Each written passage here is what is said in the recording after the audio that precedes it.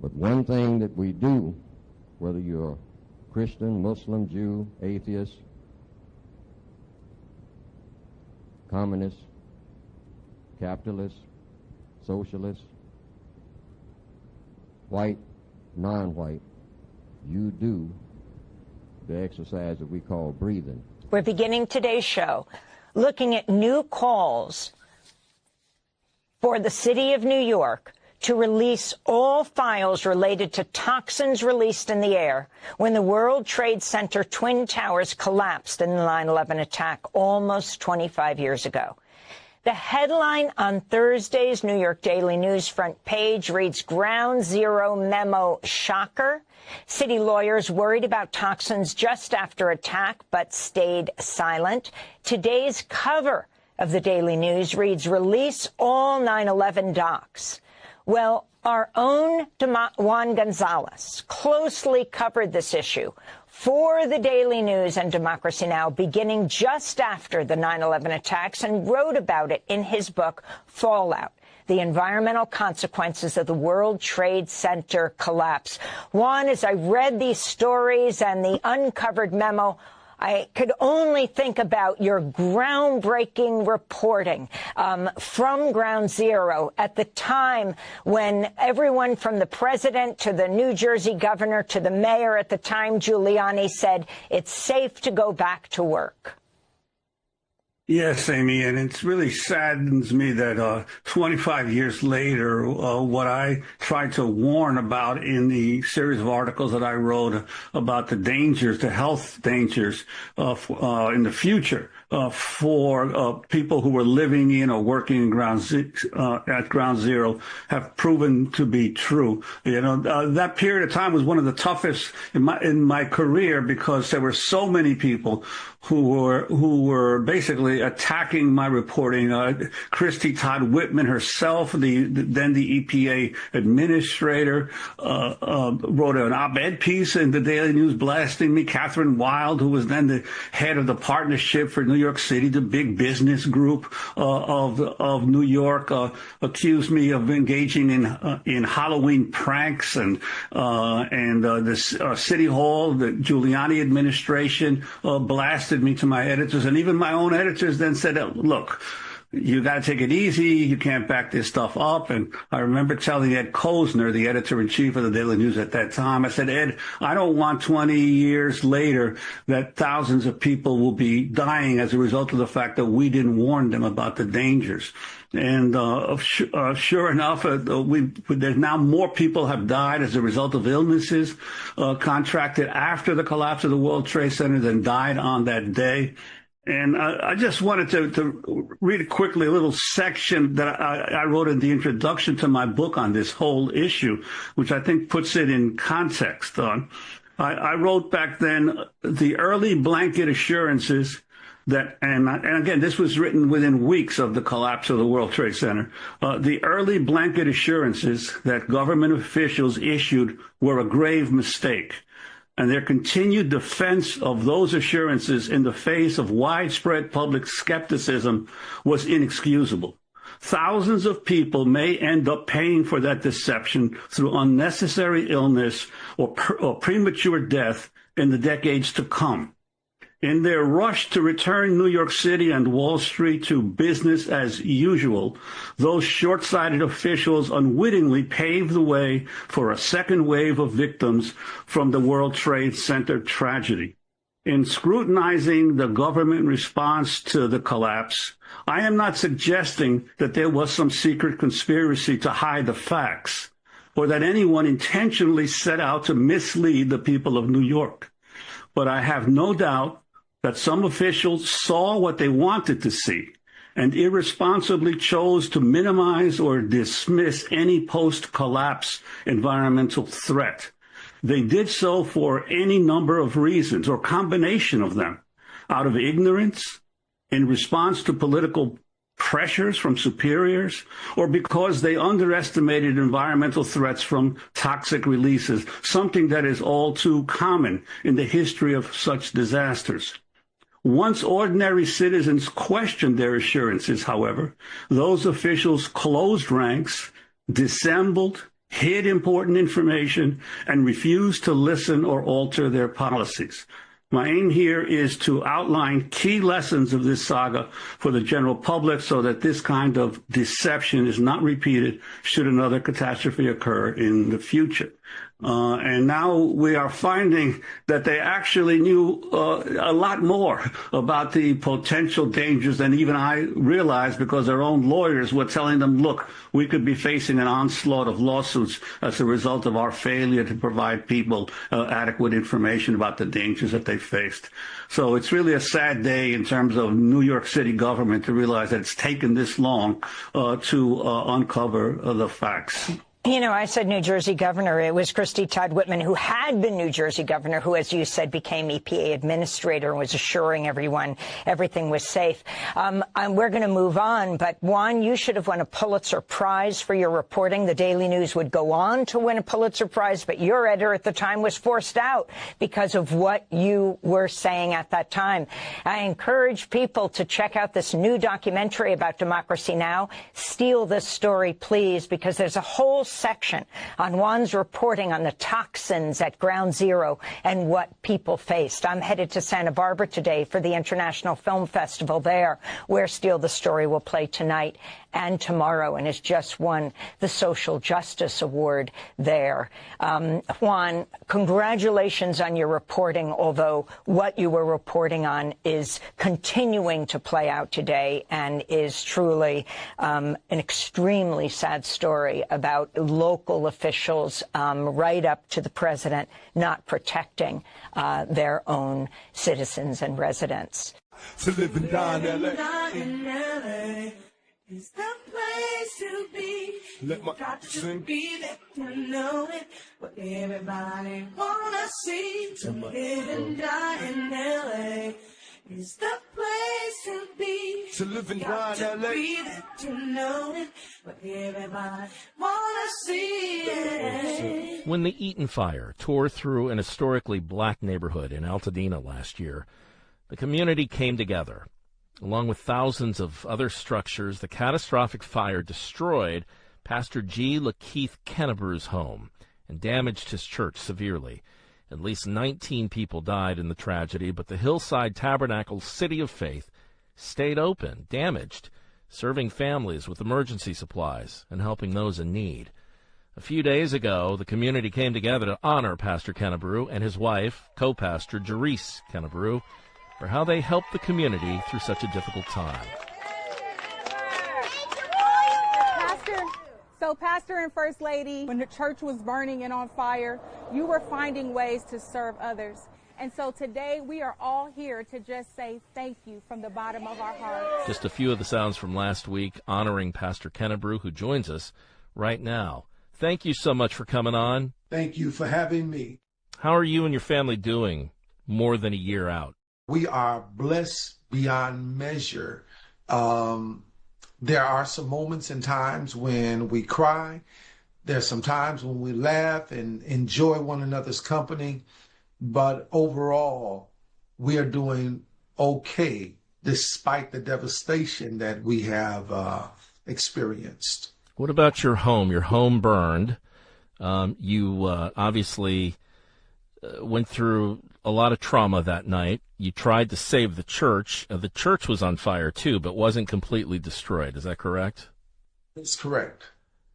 The church was on fire and burning. Our back building that we did a lot of our community activity out of, it burned to the ground. That structure is no longer there. My house, however, is totally gone, totally destroyed. All my items, all of the things that I had worked for over my 20 plus years of marriage went up in smoke, as well as family heirlooms that have been passed down to both my wife and I from generations that you can never get back. Priceless things. Are you rebuilding? We plan on rebuilding. We plan on restructuring. This is west of Lake Avenue. You and your family escaped, as I mentioned. The home burned down. The church burned and was heavily damaged. You rebuilt the church, correct?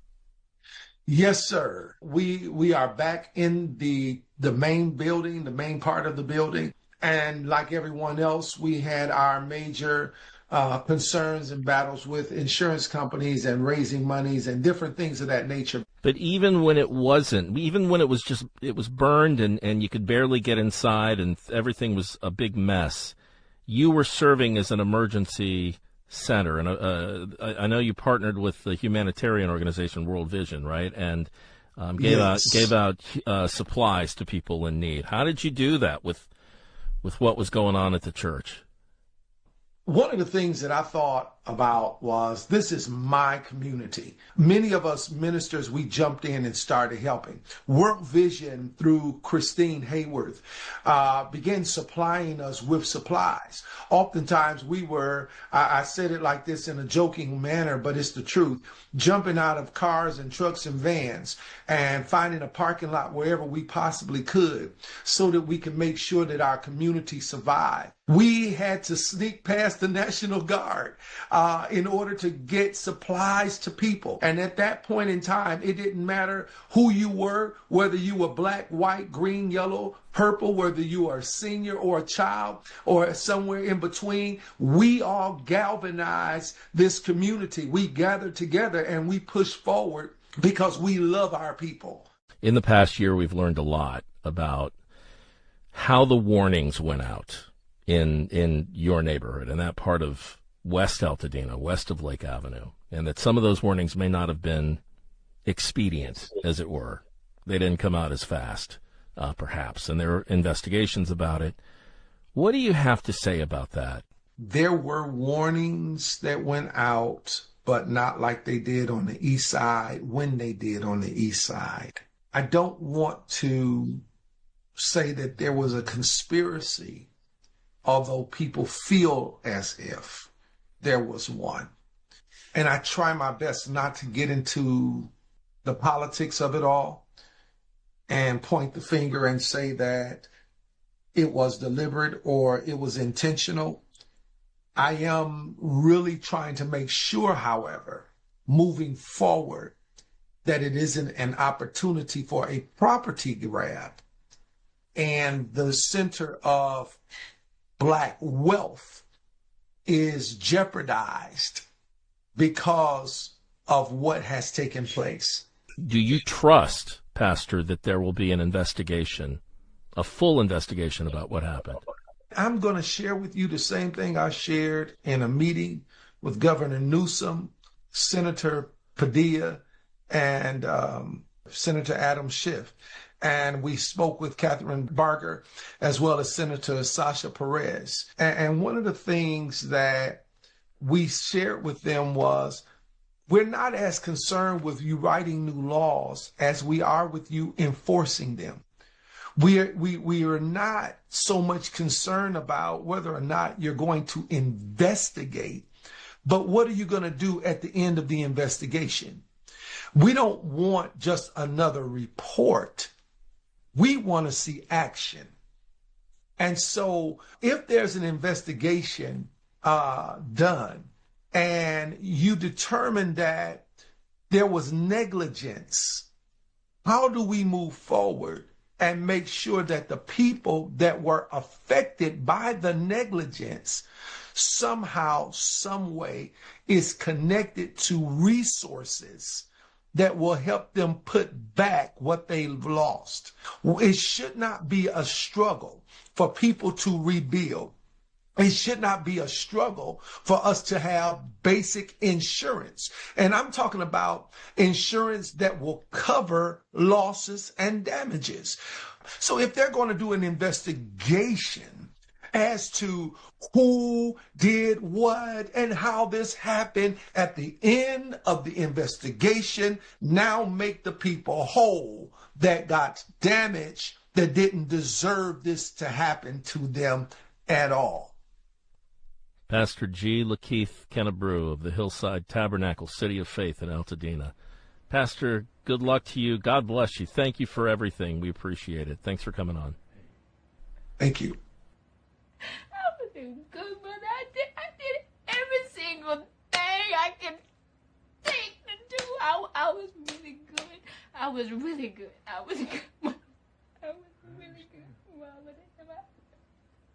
I ain't wanting to be fat like that. I do not want my baby to be fat like that because I know a black man in America, you can't be like that. I try to... Before we begin our next story, let me ask you something. When was the last time you ate something straight out of a packet? I'm talking about a biscuit or some chips or an instant meal. For most people, the answer might be probably today. These food items are called ultra-processed foods, and in many countries, they now make up more than half of what people eat. But researchers have been raising red flags, and now a new study is out. It says these food items are engineered in ways similar to how cigarettes once were. That means they're designed to drive repeat consumption rather than provide nourishment. So what does the study actually say, and why are some experts calling for tobacco-style regulations on such foods? Our next report has more. For years, public health battles have followed a familiar pattern. First, the science raises alarms. Then comes debate, and after that, the regulation follows. That cycle once transformed how the world treated tobacco. Now researchers say a similar reckoning is approaching, something far more common: ultra-processed food. And the evidence behind that warning is growing fast. A new study argues that ultra-processed foods share key similarities with cigarettes, not in how they look, but in how they are designed. Ultra-processed foods, or UPFs, are industrial products. They are made using refined ingredients, additives, flavor enhancers, and emulsifiers. Think soft drinks, packaged snacks, instant noodles, biscuits, or frozen meals. The kind of food that fills convenience stores and supermarket aisles. Researchers say these foods are engineered to maximize consumption. They are designed to deliver precise combinations of sugar, salt, fat, and texture that light up the brain's reward system, much like how nicotine does in cigarettes. The study found that UPFs use similar strategies once employed by the tobacco industry. The goal is not nourishment, it is repeat consumption, and often loss of control. Evidence from several countries now links high UPF intake to a range of serious health problems: obesity, heart disease, diabetes, depression, metabolic disorders. The list keeps growing. But unlike cigarettes, food is essential for survival. You cannot opt out of eating. That makes the problem more complex and harder to escape. Ultra-processed foods dominate modern diets. They are cheap, widely available, and heavily advertised. In some developed countries, more than half of daily calorie intake now comes from UPFs. But this is no longer just a Western problem. UPF consumption is rising rapidly in developing economies too. Take the case of India. In its latest economic survey, the government flagged a sharp rise in ultra-processed food consumption. It noted that obesity trends closely track this growth. The survey recommended higher taxes on ultra-processed foods. It also called for prominent front-of-pack warning labels. Sounds familiar? These recommendations echo tobacco control measures, taxes, advertising restrictions, clear health warnings, and restrictions on availability in schools and hospitals. Researchers argue those tools worked for tobacco. They say a similar shift may now be needed for ultra-processed food. Because the longer regulation lags behind science, the heavier the cost becomes. Not just in healthcare spending, but in lives shortened by preventable disease, in children whose health is compromised before they can choose, and in families losing loved ones to illnesses that science saw coming. For now, the supermarket shelves look the same, but the conversation around what belongs on them is beginning to change. Yeah, that was the summertime, but you know what comes with the summertime? Beef. Beef, beef, beef, beef, beef, beef, beef, beef, beef, beef, beef, beef, beef. Chicken. Beef, beef, beef, beef, beef. So that's 99 beef and 1 chicken. Beef. It's what's for dinner. Beef has a new champion, Health Secretary Robert F. Kennedy Jr. Kennedy says he is ending the war on saturated fats. Our colleagues over at The Indicator from Planet Money, Waylon Wong and Darian Woods, trace the history of beef consumption in the U.S. Beef has always been a huge part of the U.S. diet. Joshua Spetch is a history professor at the University of Notre Dame who studies ranching and meatpacking. My story starts in the late 1800s, and that's when affordable, high-quality beef became a kind of expectation for people. Beef production and consumption used to be local.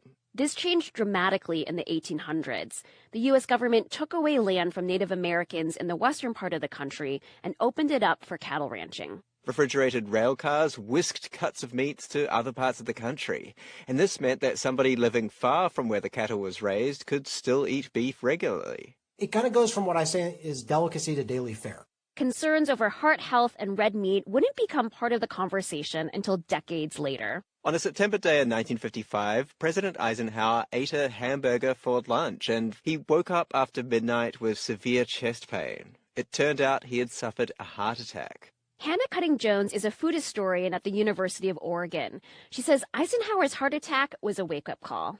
They were just starting to come out with this idea of the diet-heart hypothesis, linking diets high in saturated fat to heart disease. Hannah says that studies at this time suggested a correlation between the diets of many middle-aged American men and rates of heart disease. Even so, American beef consumption kept climbing. But Hannah says concerns over heart health were on the minds of lawmakers when they set up the first Congressional Committee on Nutrition in the late 60s. It was also around this time that the U.S. government was working on its first official set of dietary guidelines, what would eventually become the first food pyramid. Hannah says the beef industry was really motivated to take back the narrative. First, it pushed for friendlier wording in dietary guidelines. This language was incorporated into the first official food pyramid, which came out in 1992. And secondly, farmers and ranchers launched an ad campaign to encourage Americans to eat more beef. Beef. It's what's for dinner. It's your only option. I'm a child of the 90s, and I vividly remember these commercials. The music is from the ballet Rodeo by American composer Aaron Copland. Okay. And it says the ads were targeted at men, and that you can see their effect today. About 12% of Americans are responsible for about 50% of beef consumption on any given day. And out of that percentage, most of those are men. The National Cattlemen's Beef Association, for its part, praised the new guidelines as simpler and more consumer-friendly than past versions. It's worth mentioning that the organization has ties to the panel that reviewed scientific research for the new dietary guidelines. We reached out to the Department of Health and Human Services about whether these ties represented a conflict of interest. Press Secretary Emily Hilliard said the panel's conclusions were driven by evidence and scientific rigor. And you know, the guidelines get revised every 5 years, so things could change again before too long. Darian Woods, Waylon Wong, NPR News. That's why we have to think as black people. Stop singing and dancing and start thinking.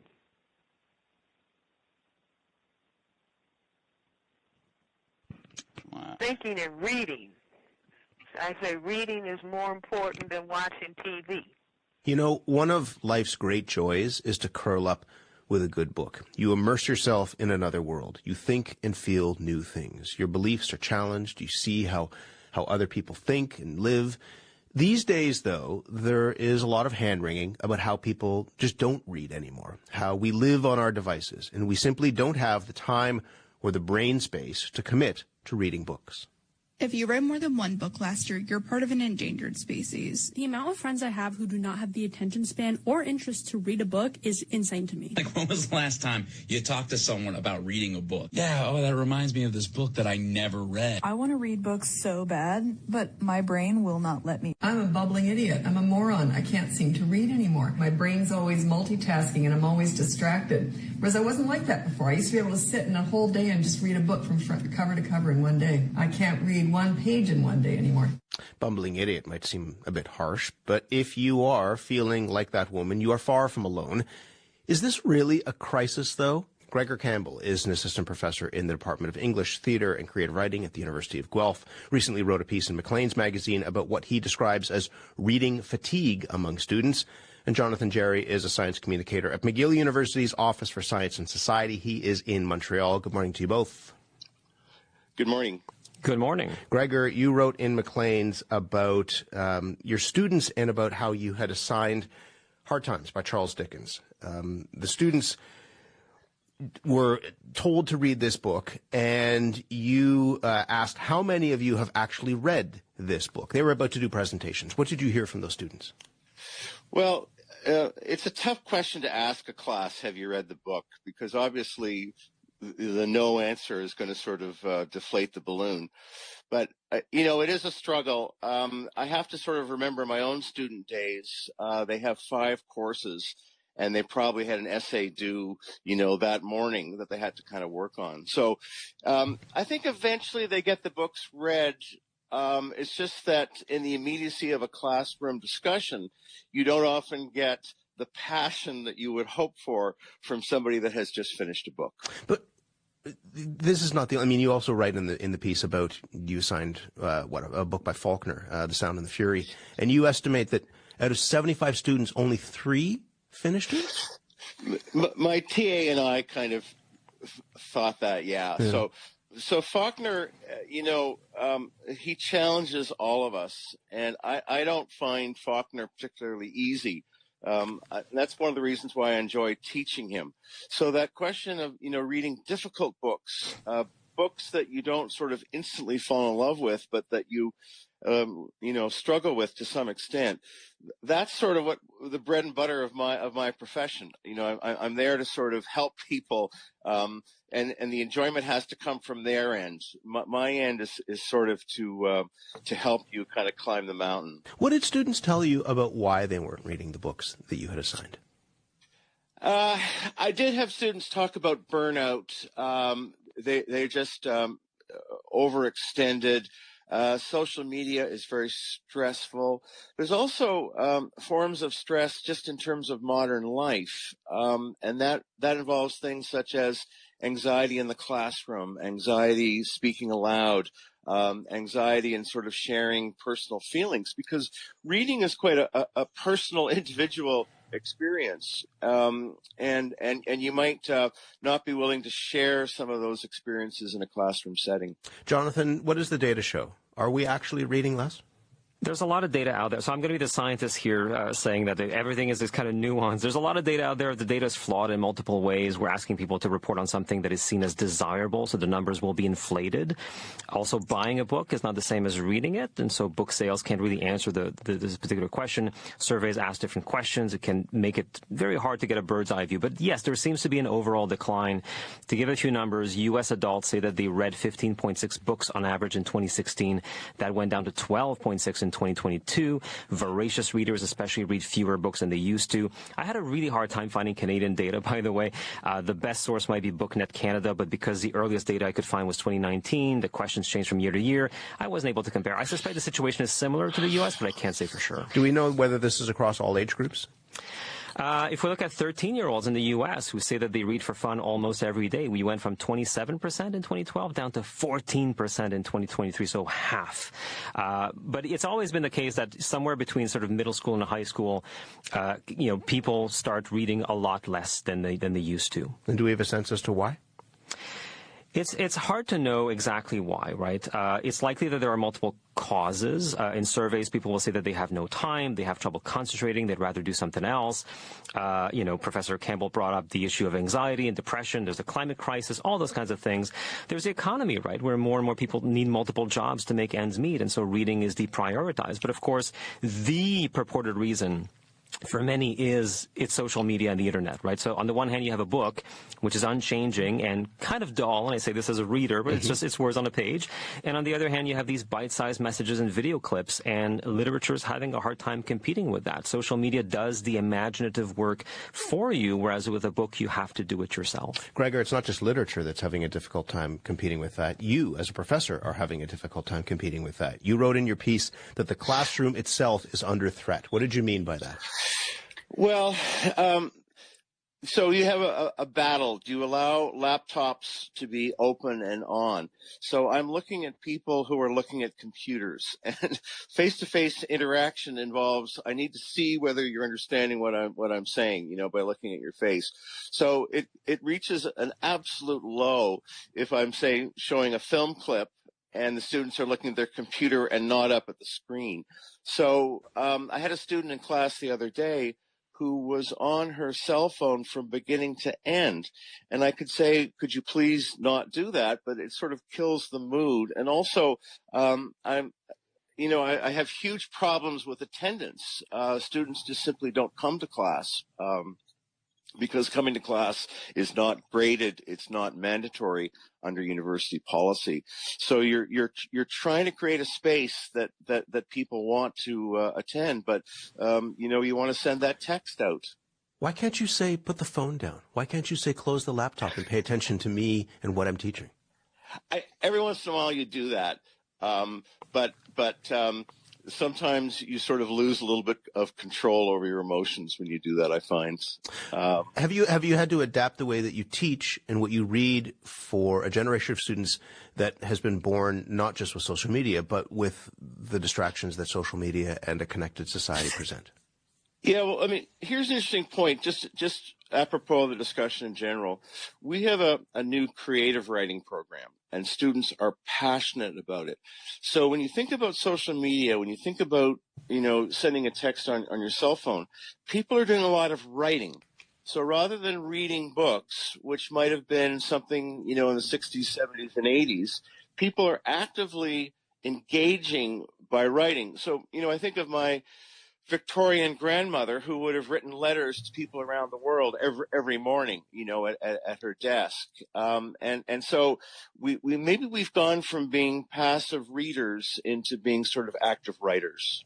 Jonathan, it's easy for people to hear a bit of panic in this, and people might say that this is a moral panic. How is this any different than the way that we thought of television being a distraction? Nobody will read books anymore because of the idiot box, and that will just take up all your time, and you'll never sit down and read a book. Is this different? It's hard to know. I mean, to call it a crisis, I think, is a bit alarmist. I'm concerned. I don't think it's a crisis.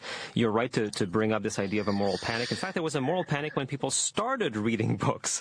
There was concern over how books were shaping people's thoughts. There was a moral panic over women riding bicycles, over arcade games, over video games. So we do have to keep those things in mind when analyzing these generational shifts. I am worried about this sort of apparent shrinking of attention spans and how we're just at the mercy of all these notifications. It is concerning, but I don't think we should be alarmist about these things. What do you worry about, Jonathan? What are you most concerned about aside from the distraction part of it? I'm not worried that fewer people are reading because, in fact, the opposite is true, right? If only because of text messages on our phones. I'm not worried that fewer people are experiencing fiction and storytelling because we live in a golden age of television, right? We have an embarrassment of riches when it comes to fiction. We listen to podcasts and we see streaming shows and movies, video games. My concern is that by bypassing books, we do a lot less deep reading than we used to. And this means being inside a writer's brain for a long time. It means mulling over their arguments, appraising a long text. And the big worry is that it makes us less able to think critically for ourselves, that instead what we do is we rely on what our brain naturally does, which is motivated reasoning, right? You buzz from one social media post to the next, you agree with what feels good, you're angry at what you hate, and in that process we lose the ability to discern misinformation.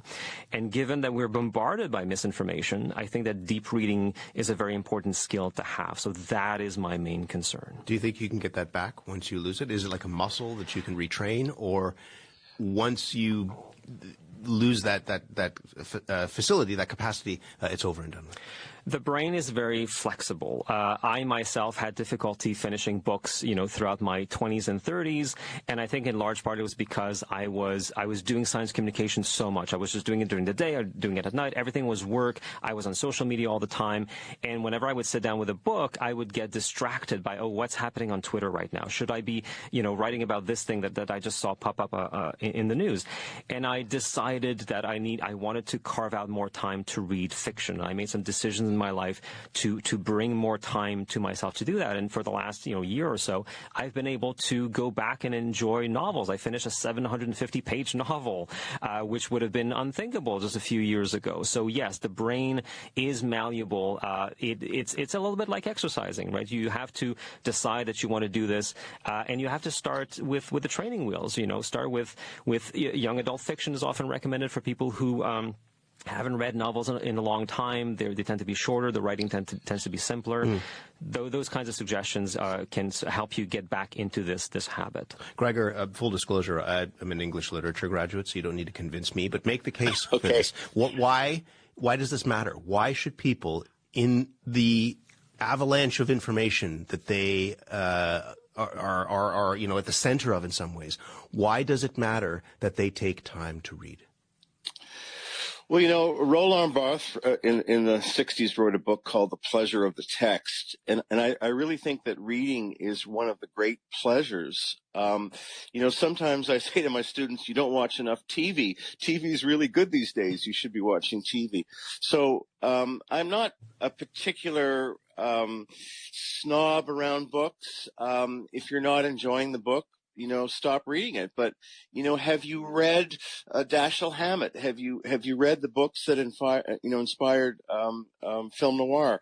Is there a book out there that might speak to you, and how would you sort of connect with that book? So, there's poetry, there's drama, there's screenplays without movies, the screenplay on its own. There's many different forms of reading and consumption. I just worry about the long, difficult novel, in a class that's devoted to reading the long, difficult novel. But sometimes the long, difficult novel can be the thing that blows your mind, right? Like you have a professor who puts something into your hands. I say this again from some experience that you would have never thought would be interesting. And you can't quite believe what you're reading. So there's a cult around the novel Infinite Jest, and I had a student who had read it 3 times, and that was a student who was struggling in the course that I was teaching. But the involvement in a book. Also, readers they prefer novels to short stories. They always have. And that's a question that I can't answer. It's a peculiar fact of reading that people like long novels. Jonathan, you said in the midst of all of this, you have carved out time to read. How are you doing this, given everything?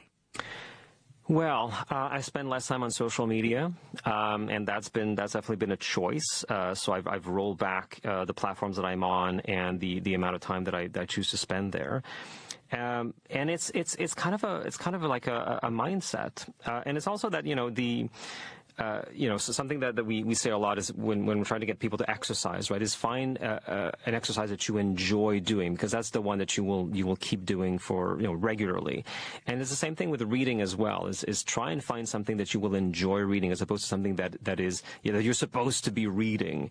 And so that has been, I mean, it took a while. Like it took a few months to really get back into that habit, but now I read most days at least for half an hour, if not a full hour. I have to put the phone literally in another room of my house. Whatever makes it work. Like it needs to be far away that I would have to get up and look at the phone. So I'm not going to do that because I'm lazy, and then I'll just keep reading the book. That's good. Using your own laziness to a virtuous use. There you go. Gregor, you were teaching a class this morning. What will you tell your students about why it's important that not only that they pay attention, but that they follow the instructions to read the material that you're assigning? Well, I don't know. I mean, I think students get a little bit tired of professors standing in front of them and being experts on everything. And I think students have to be teaching you. So I asked them questions. A student, told me that he's getting quite tired of this particular critique that his generation doesn't read. Mm-hmm.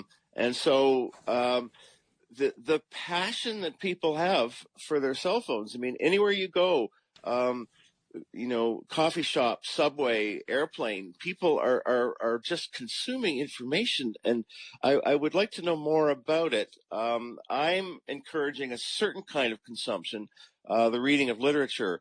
But if people are reading, instruction manuals on how to build things, I can't worry about that. Anything that keeps the mind active and alive, I have to celebrate. I wish you the best of luck. It's good to speak with you both. Thank you. Thank you. Assalamu alaikum. The Islamic Academy of Alabama was thriving, winning academic awards and drawing students from across the country. Enrollment increased so much, the school needed to expand beyond their Birmingham building. But things did not go as planned. The first hint that obstacles were on the horizon were the lawn signs. Vahini Shori from WBHM reports. The Islamic Academy of Alabama has been in Homewood for nearly 30 years. We've come a long way. Currently, we go from pre-K up to 12th grade, and we have around 270 students. That's Stacy Abdeen, one of the school's founders and assistant principals. The academy consistently wins awards for its academic achievements. This year's graduating class's performance on the ACT was 8 points higher than Alabama's state average. It's amazing because at the same time of also gaining traditional knowledge like science, math, I'm also gaining knowledge about my religion, and it's really good for me because instead of growing up isolated from my community, I grew up with it. Yusuf Nabi is a student council president. His family actually moved to Alabama so Yusuf and his siblings could have an Islamic education. While the Islamic Academy of Alabama continues to thrive in Homewood, it's encountered challenges accommodating its growing student body. So they looked into ways to expand and found a bigger space in an office park nearby in Hoover, another Birmingham suburb. It just needed to be rezoned for use as a school and community center. Suddenly, there were lawn signs calling people's attention to a zoning board meeting in the neighborhood where the academy was trying to move. I'd like to call the December 1st. The room was packed. People from the neighborhood came to share their thoughts. Many were anxious about increased traffic, noise, and heightened activity that comes with a new school. But some concerns had nothing to do with the school at all. Johnny Paget talked about a wedding hosted in the Airbnb next to his house while he was away. They parked in my driveway without my permission, blocking my cars that I didn't know if I was there or not. They drove through my yard, waving Islamic flags out the window and screaming things in Arabic. And Martha Johannes, a new resident, spoke about her observations of the Muslim community in the UK. Here are a few specifics of how I watched the takeover. I have even seen elderly men hang out in libraries, cracking pistachios and talking loud for hours as if it was a coffee shop. Basically, the comments boiled down to this. In reality, they're not assimilated nor integrated, but rather estranged from our society. Would that not threaten our own well-being and safety? Yes, ma'am. Those kinds of comments have been echoing around the country. The governors of Texas and Florida have declared a Muslim civil rights group to be a foreign terrorist organization. U.S. Director of National Intelligence Tulsi Gabbard characterized, quote, Islamist ideology as the greatest threat to American freedom and security. Other conservatives have tried to ban Sharia, or Islamic law, in their states. According to the Council on American Islamic Relations, anti-Muslim bigotry was actually on the decline in 2021, a first in the time that CARE has been tracking anti-Muslim bigotry. But that changed sharply after October 7, 2023, when Hamas attacked Israel. This is CARE's Deputy Director, Edward Ahmed Mitchell. We saw a sharp rise in anti-Muslim bigotry, complaints of discrimination, hate crimes, bullying at schools, and that trend has continued upward for the past 2 years. According to CARE's tracking, anti-Muslim rhetoric and policies surged in 2025, like nothing they've seen before. Aye. All the votes. Back in Alabama, the zoning board unanimously voted not to recommend the Islamic Academy of Alabama's application to move forward. In that week, U.S. Senator Tommy Tuberville from Alabama weighed in. There's a small school that's a Muslim school in that area. They want a larger area where they can build a bigger school, infiltrate more, and bring in more young people to teach them the Muslim faith. And I'd be damned if we're going to do that in the state of Alabama. We're going to protect the people of Alabama. We're going to protect our Constitution. We're going to protect our state. We're going to protect our country. Comments on social media mirrored the same anti-Muslim sentiments. One user commented that the K-12 school looked, quote, flammable, while others express anxiety over a violent Muslim takeover of the country. We did not have to hire security after 9/11. We've had to hire security after Senator Tuberville's comments. The Islamic Academy of Alabama has hired off-duty police officers for security, and the local police have increased patrols in the area. Abdeen, the assistant principal, says Tuberville has not reached out to the academy and has never visited. We would invite him. He's very welcome. Senator Tuberville, come visit us. Let's see what we're all about. Tuberville's staff responded by linking to a tweet in which the senator says he will, quote, never stop fighting for Americans and our constitutional values. For now, school administrators have decided not to pursue the property in Hoover as they reevaluate how to accommodate their growing student body. For NPR News, I'm Vahini Shori in Birmingham. This the city of Chicago. Chicago Public Schools plan to celebrate Black History Month with everything from a business fair to an assembly highlighting the Harlem Renaissance. But Chalmers Elementary on the west side kicked off the month in a pretty unusual way. Students got a meet and greet with the chickens that will live in their school's courtyard. As they excitedly looked at the chickens, WBEZ's Sarah Karp talked to proud principal Romy Ann Crockett and the school's new science coordinator. You see the chicken with the green right there? What's that chicken name? It's Cluck Cluck. The chicken name Cluck Cluck?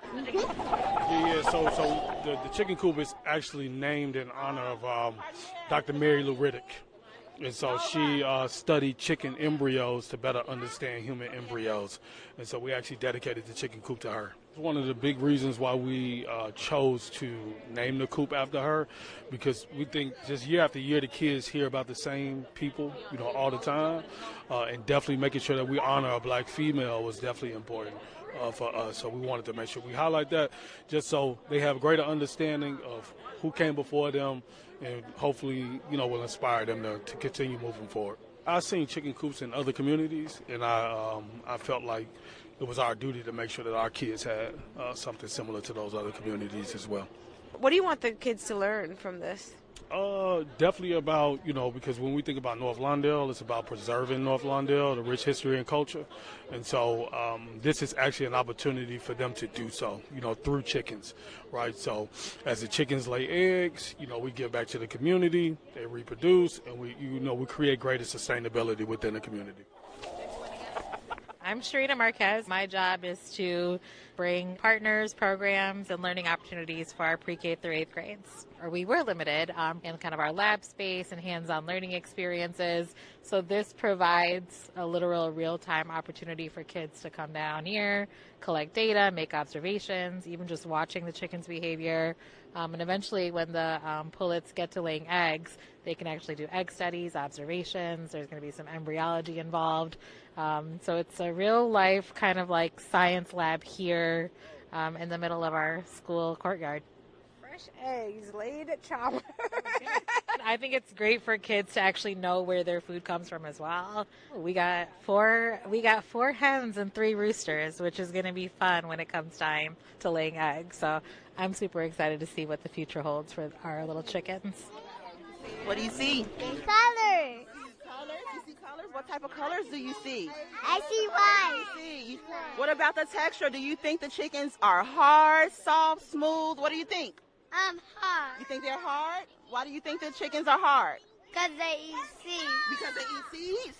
What about you? What about you? Soft.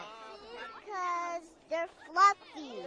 Fluffy. Good job. Good job.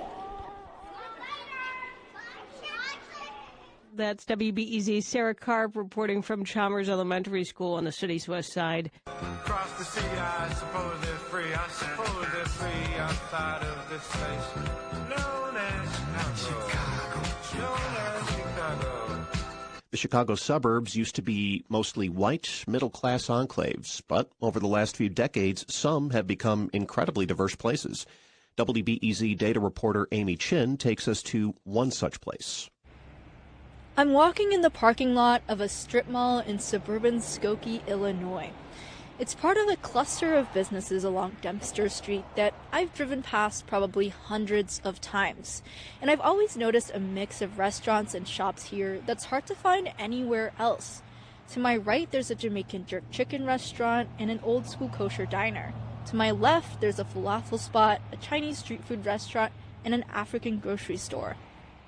I pop into the grocery store to escape the cold. Thank you so much. And I meet Madu Mbaso. Hi. Good, how are you? Mbaso is the owner of Madu's African Market. She's originally from Cameroon and moved to Skokie 13 years ago. She noticed there weren't any African grocery stores in Skokie, so she opened her own. And so far, it's been quite a popular spot. They're so excited, especially with the things I carry. Like, I carry sometimes like very fresh vegetables, that traditional veggies. I will show you some. She picks out a package of frozen leafy greens. Yeah, this one is called ugu fresh leaves. Okay, and how do you cook it? Yeah. Yeah, that's a good question. We have various ways of cooking it. We cook it with egusi. We cook it with, we can just make it like greens, like spinach. Mbaso is one of many Black, Latino, and Asian residents who have moved to Skokie in recent years. According to a WBEZ analysis of newly released census data, Skokie is among 35 Chicago area suburbs that have become more racially and ethnically diverse in the last 2 decades, shifting from a majority white population to a majority non-white one. Willow Lung is an associate professor at the University of Maryland.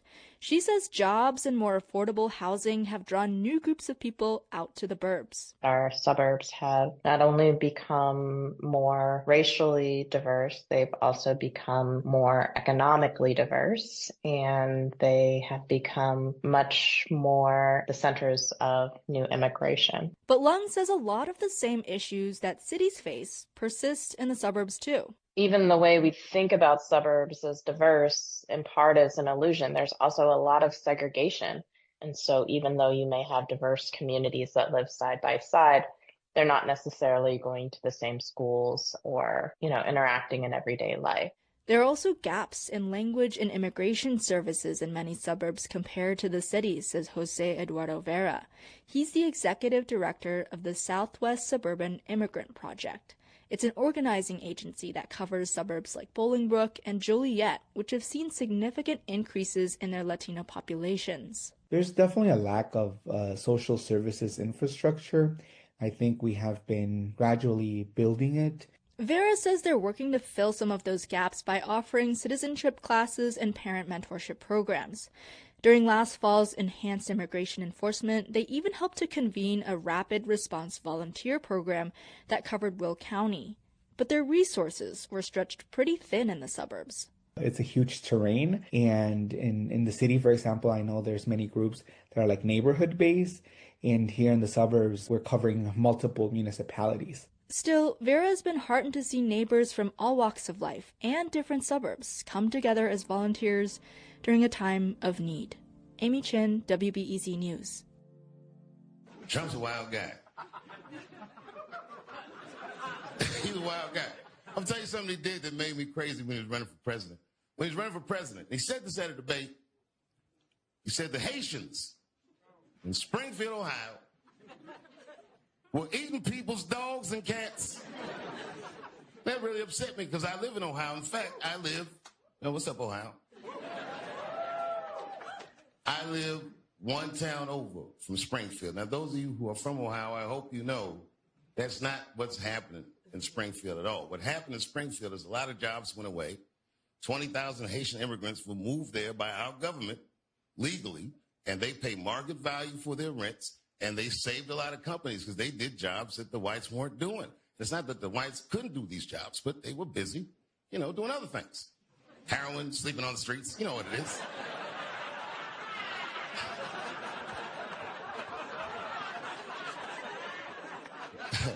The Trump administration's plan to end temporary protected status for Haitians in the U.S. was blocked yesterday by a federal court in Washington, D.C.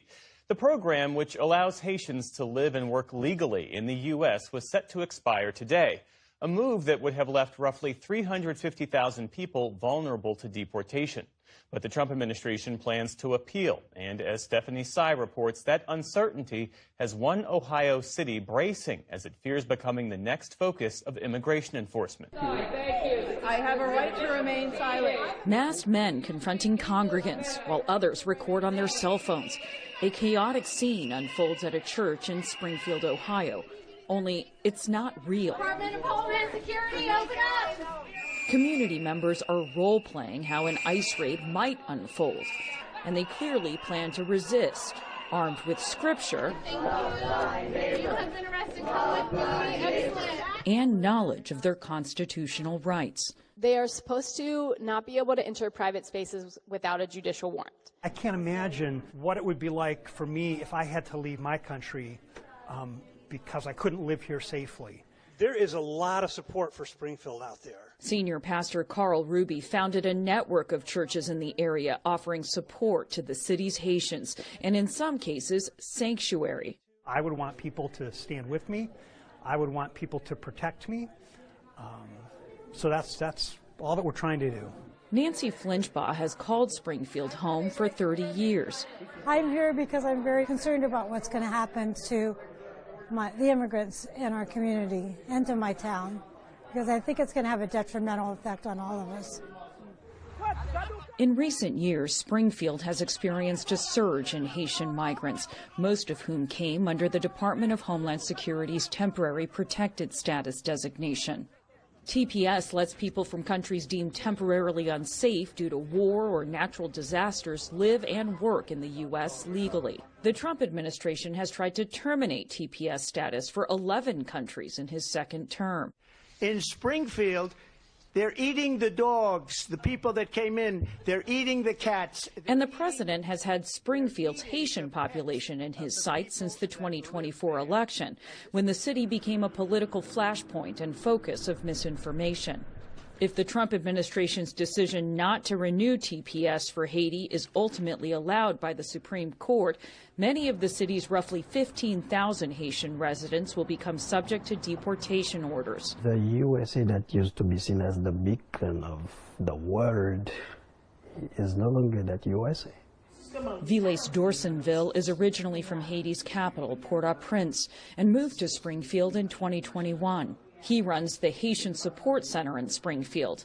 I'm afraid of folks being detained for no reason. I'm afraid of seeing parents being separated from their kids. Despite the Homeland Security Secretary Kristi Noem's determination that Haiti no longer meets the criteria for TPS, the U.S. State Department has a do not travel for any reason advisory for the country due to kidnapping, crime, terrorism, and unrest. And the FAA has a ban on commercial flights to its main airport in place at least until March. I think that the American people who've been enjoying their country not having those type of problems that immigrants have would not understand what we are going through.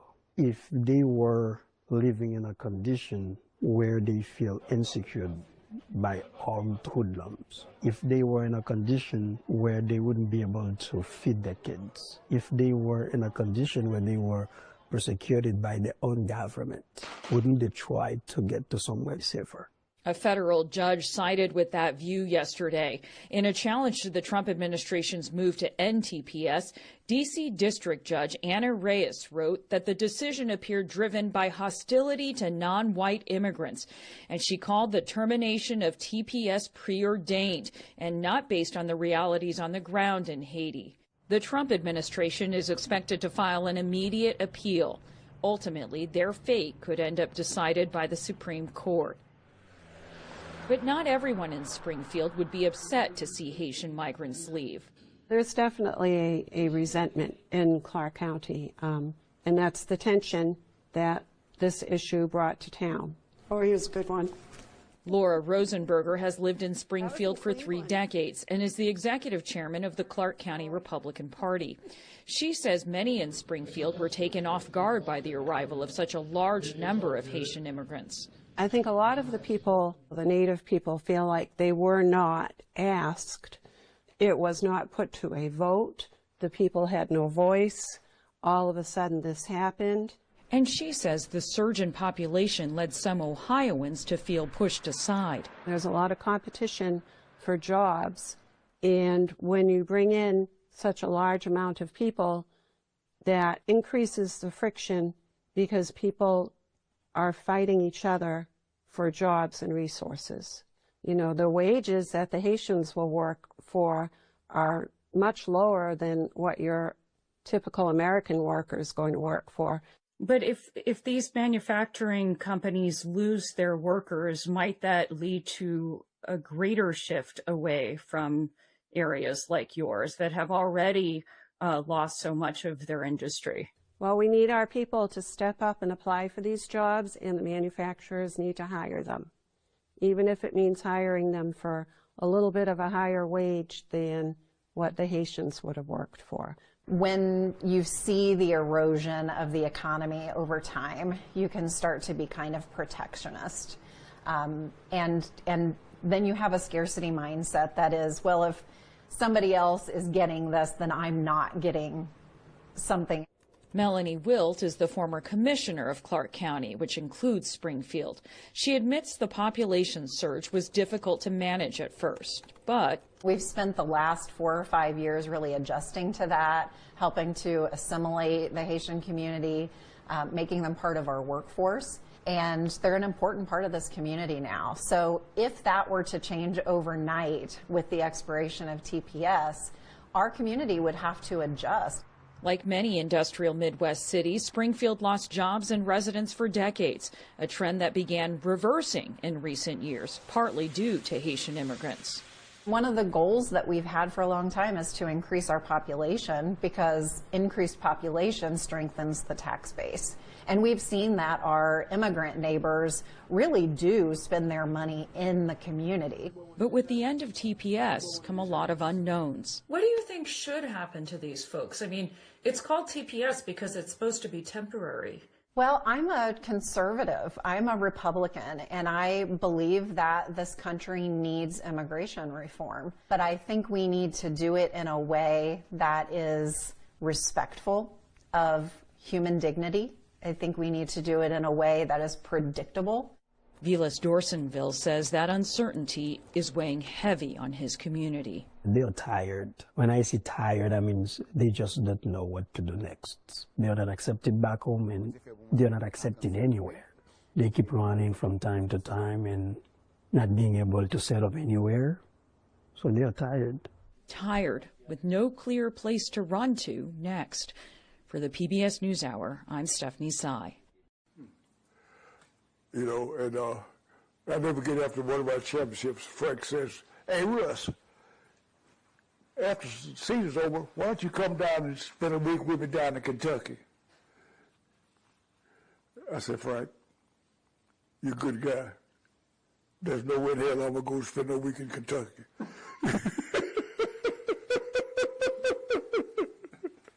We've had plenty of news recently about the conduct of federal immigration agents. This is a separate story about the conduct of local police.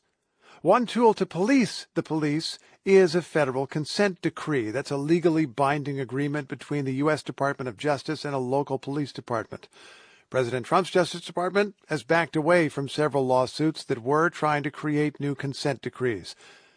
The federal government called them overbroad and expensive. One such arrangement was in Louisville, Kentucky, where police killed Breonna Taylor in 2020. A federal judge dismissed the Justice Department's lawsuit late last year. But that did not stop Louisville from making the proposed changes to how its police work, just doing it on its own. Roberto Roldan with Louisville Public Media reports. When the ruling came down on New Year's Eve, Louisville Mayor Craig Greenberg says he wasn't surprised. City officials and the DOJ had spent more than a year negotiating the reform plan, known as a consent decree, but it was finalized just a month before President Donald Trump was set to take office. Greenberg says with that, and a skeptical federal judge in charge of the case, the writing was on the wall. We knew this was going to happen, and whether it happened on that day or a month earlier or a month later really didn't impact the work that we're doing. Greenberg says the city had already decided that they were going to implement the reforms anyway. The original consent decree was 240 pages, outlining everything from new policies around use of force and vehicle stops to establishing a performance review board. Ultimately, it's about a set of standards that is the way we believe policing should be done, that the community would be proud of for any police department in America to operate. The city has rolled most of the reforms in the consent decree into its own voluntary plan, which it calls a community commitment. Last September, they hired an independent monitoring team to track progress and make semi-annual reports to a newly created Community Safety Commission made up of residents, prosecutors, and others. Georgetown Law's C.O.W.S. is watching Louisville to see how this model works. There's actually, I think, incredible opportunity here because of that, unforced commitment. Lopez, who previously worked for the DOJ's Civil Rights Division, says voluntary reform can allow cities to be more flexible. They can change course when some tweak to training or policy isn't having the intended outcome. But she says it can also be hard to sustain in the long term because unlike a consent decree, there's no judge and no plaintiff to hold the city accountable. Who's going to really say, hey, no, you need to keep spending the mental energy on this, you need to keep spending the resources on this, even when other priorities crop up, as they, of course, will over the years it would take to implement this agreement. Some local residents have similar concerns. Activists and community groups rallied behind the consent decree after the police killing of Breonna Taylor in 2020. Lyndon Pryor, who heads the Louisville Urban League, says there's a feeling that the city can't be trusted to police itself. There are literally decades of harm done by this police department. And so, no, the community is not going to provide blind trust that somehow all of a sudden now this is different. Pryor says the voluntary nature of Louisville's new plan raises some important questions, namely, what happens under the next mayor or the next police chief? The things that need to happen in LMPD, the culture shift that needs to take place there is going to take time. And so it may not happen within the next mayor or administration and maybe not even after that. Louisville isn't alone in this situation. A handful of other cities were facing federal consent decrees when President Trump was elected. In Minneapolis, the state stepped in to force police reform. Other cities like Memphis and Phoenix opted to pass. Greenberg says local leaders across the country are grappling with how to approach reform without leadership from the federal government. While we might not have as large resources as the state and federal government, we have to stand up for our people. We have to take principled stands and show our communities what we think is right. He says he hopes Louisville can eventually serve as a model to other cities. For NPR News, I'm Roberto Roldan in Louisville. Hachette Audio presents Standing My Ground, a Capitol Police officer's fight for accountability and good trouble after January 6th. Written by Harry Dunn with Ron Harris. Read by Harry Dunn. It was a deadly day that shook our nation's capital. On January 6, 2021, an angry crowd of President Trump's supporters stormed the Capitol in an attempt to stop Congress from certifying Joe Biden's victory in the 2020 presidential election. You'll remember the crowd broke windows. They pushed past police barricades, even looted then House Speaker Nancy Pelosi's office. And even though it may have been 5 years ago, the events of January 6, 2021 have had long-lasting effects on our politics and on those who served in uniform defending our Capitol. Former Capitol Police Officer Harry Dunn was there that day. And while he's no longer on the force, he says he wants to continue serving his country, albeit in a different job. We have a breach of the Capitol! Breach of the Capitol! I will never forget that day. The shouting, the pounding, the sound of glass breaking, the shattering of American democracy. January 6th was violent, lawless. A lie turned into an attack. Harry Dunn, a January 6th Capitol Police officer turned Democrat candidate for Maryland's 5th District, joins me now for more. Harry, I remember talking to you the first time around. This is your second run for Congress. So in the first 24 hours since you launched your campaign, you raised $500,000, received donations from every county in the district. Are you more confident that in this second attempt, you're going to go farther than you did the first time? Hey, Kara, thanks for having me. Look, if I didn't think I could win, I wouldn't be in the race. So I absolutely am looking forward to winning this race. But it's more than about just winning a race. It's about finishing the job of defending this country and defending our democracy. January 6th, like I said, is where people know me from. And a lot of times when I ran back in my last election cycle, it was about the threat of what Donald Trump would do or the threat of him being a dictator on day one. It's no longer a threat now, and we're seeing it play out in real time, in real life.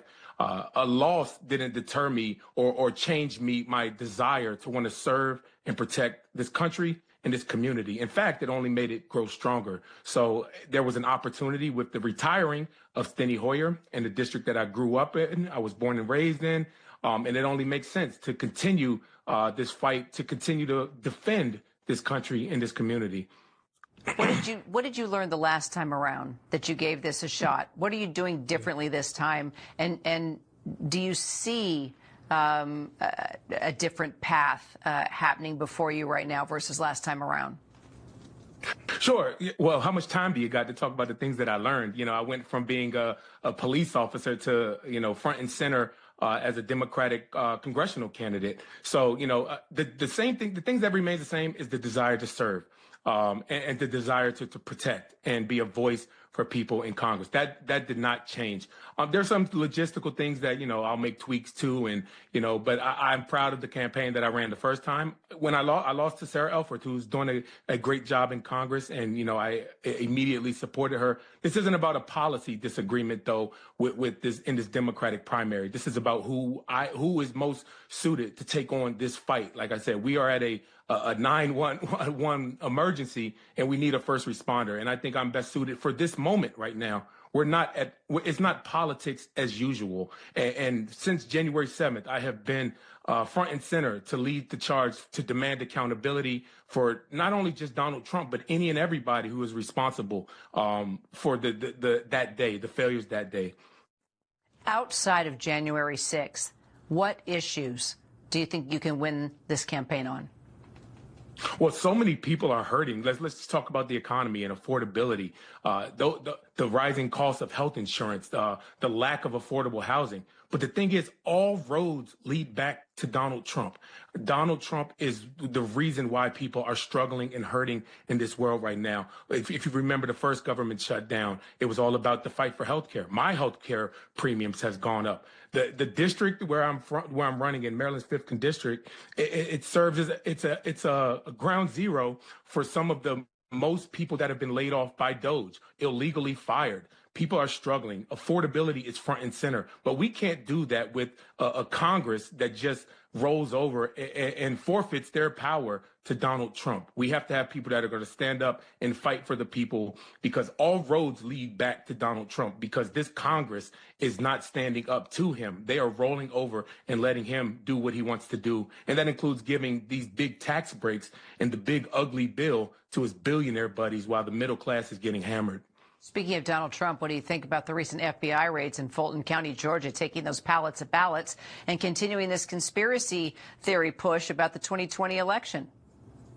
It just goes back to him wanting to always rewrite history. And you know, he just wants to insist that he did not lose. He cannot accept that he did not lose, no matter what the people in his inner circle told him.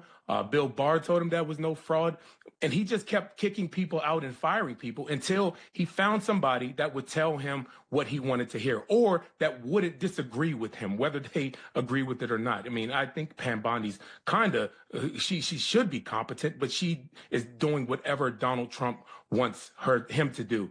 And we've seen that, like, with the accidental public message that was supposed to be a DM about going after his enemies. And we've seen it just as recently on January 6th, when the White House put out a website blaming the Capitol Police for the failures or for what happened on January 6th. They're attempting to rewrite history and do it in a way that makes Donald Trump look favorable. And that's why I'm always on the scene, is showing up and responding to these lies. And I will always be on the front line, standing up and pushing back against this administration's attempted whitewashing of history.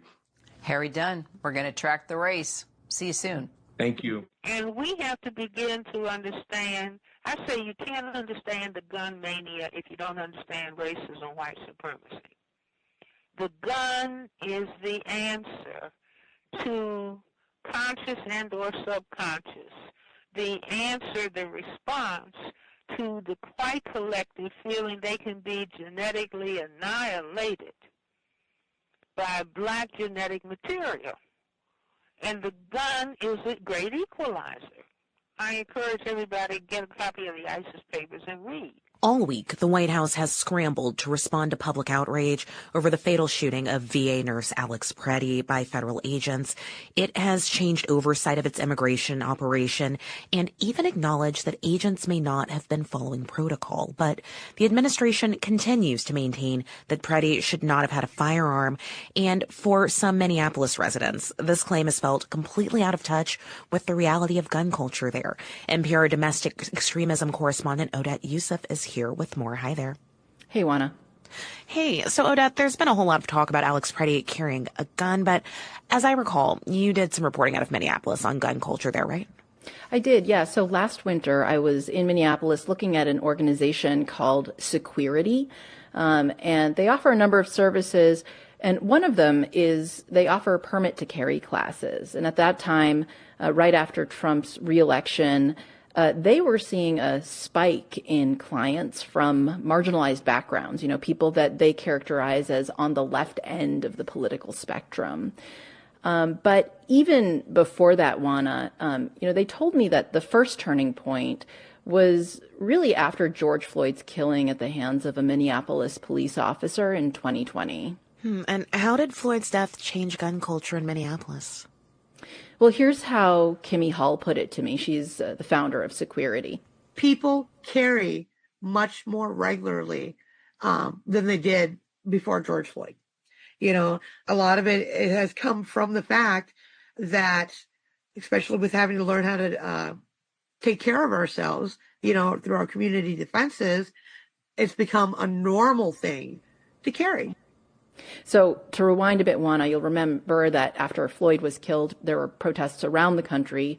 But in the communities really directly around where Floyd was killed, faith in police was really broken. Mm-hmm. And in fact, police essentially abandoned service to some of those areas as the unrest was continuing. So residents felt that their safety was up to them. And for some, part of that meant learning to use and carry a gun.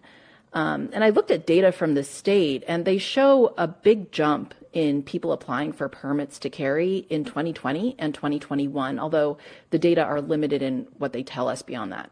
Right. So what then do people make of these assertions by President Trump that Preddy should not have been carrying a gun? So first off, Minneapolis Police Chief Brian O'Hara has said that Preddy was a licensed gun owner with a valid permit to carry. But Hull tells me that she feels like in Minneapolis, again, in part because of this particular local history, it's actually quite normal for people to carry, people from all kinds of political backgrounds. Well, Odette, has the death of Alex Preddy changed how Hull or others even think about concealed carrying? So first, Hull and her fellow firearms trainers told me they see a double standard in how the administration is characterizing this case versus armed far-right actors. But also, they told me that Preddy's death is highlighting the danger of carrying if you don't share the president's politics.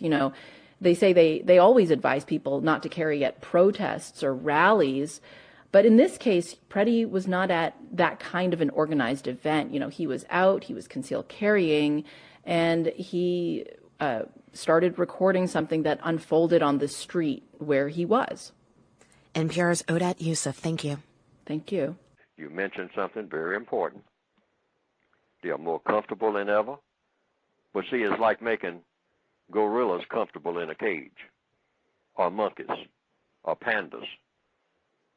You still got them in a cage, but they're comfortable.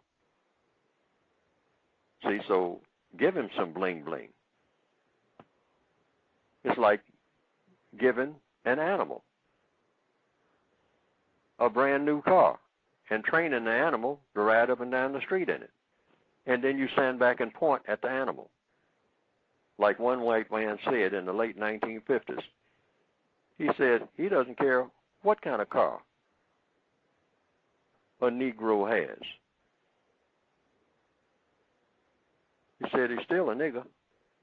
And when he rides by in a shiny car, to him, it's just a monkey in a car.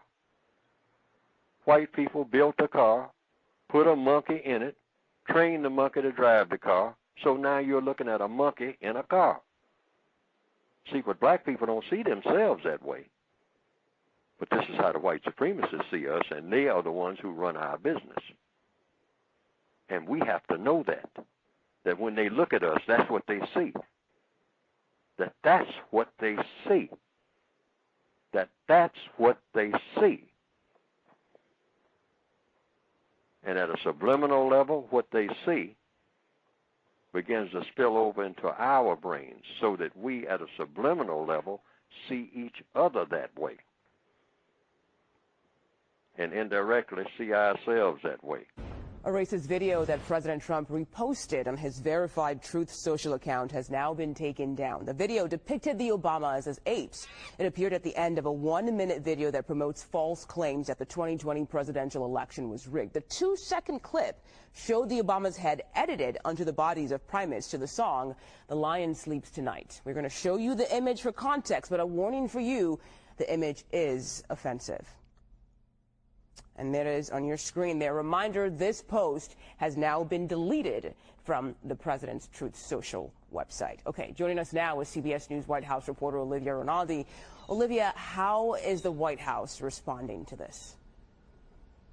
Well, Mugo, it's good to be with you. The White House is now saying that post is taken down, and now they are blaming a White House staffer who erroneously made the post and saying it's been taken down. That obviously raises a lot of questions, one being which staffer has access to the president's Truth Social account, and why are they posting this at 11:45 at night and reposting this? Also raises the question as to why this White House earlier today, in a statement from the press secretary, Caroline Leavitt, called this fake outrage and also said this is an internet meme video depicting President Trump as the king of the jungle and Democrats as characters from The Lion King. Please stop with the fake outrage and report on something today that actually matters to the American public. But this does actually matter to the American public, and this does actually matter to several Republican senators who have now said publicly, including Senator Wicker, Senator Ricketts, and notably Senator Tim Scott of South Carolina, the Republican African-American senator representing South Carolina, who said he prayed that this was fake because it is the most racist thing he had seen out of this White House, and called on the president to remove it. It appears they had heard that request, and now it has been taken down, Mugo. Yeah, Olivia, I think it's important to note that this is not the first time the president has posted a meme or a video that some might consider offensive or racist. There was that meme of House Minority Leader Hakeem Jeffries where he had a sombrero and also had a mustache. And Jeffries did not specifically address that post, but have we heard from the Obamas at all about this? We have not heard from the Obamas yet about this, but many Democrats are coming to their defense, one of those Democrats being House Minority Leader Hakeem Jeffries, who in a post on X said that President Obama and Michelle Obama are brilliant, compassionate, and patriotic Americans. They represent the best of this country. We also heard from the Congressional Black Caucus leader, Representative Yvette Clarke, who said some folks still find Donald Trump's behavior shocking. I do not. She goes on to say that as the scandals continue to escalate and President Trump continues to lose a little lucidity that remains with him, that he would retreat deeper into the sewers of racism and ignorance. We also heard from Governor Gavin Newsom, who was also in the video. I should note that when Caroline Leavitt and the White House responded to our inquiry this morning about the video, they sent us a link to the full video on X that was originally posted, and it included a photo of Governor Gavin Newsom in there, and he called it disgusting behavior by the president. Every Republican must denounce this now, and there was a growing chorus of Republicans who did denounce it. Mugo? Okay, Olivia Rinaldi outside the White House for us today. Thank you so much. Happy Black History Month. Context of white supremacy. The worthless ape from Virginia, Gus T. Renegade, in for another broadcast, hopefully to share constructive information on the global system of white supremacy. Today's date, Saturday, February 7, 2026. So I have been told. This is our weekly compensatory call-in, not for spectators.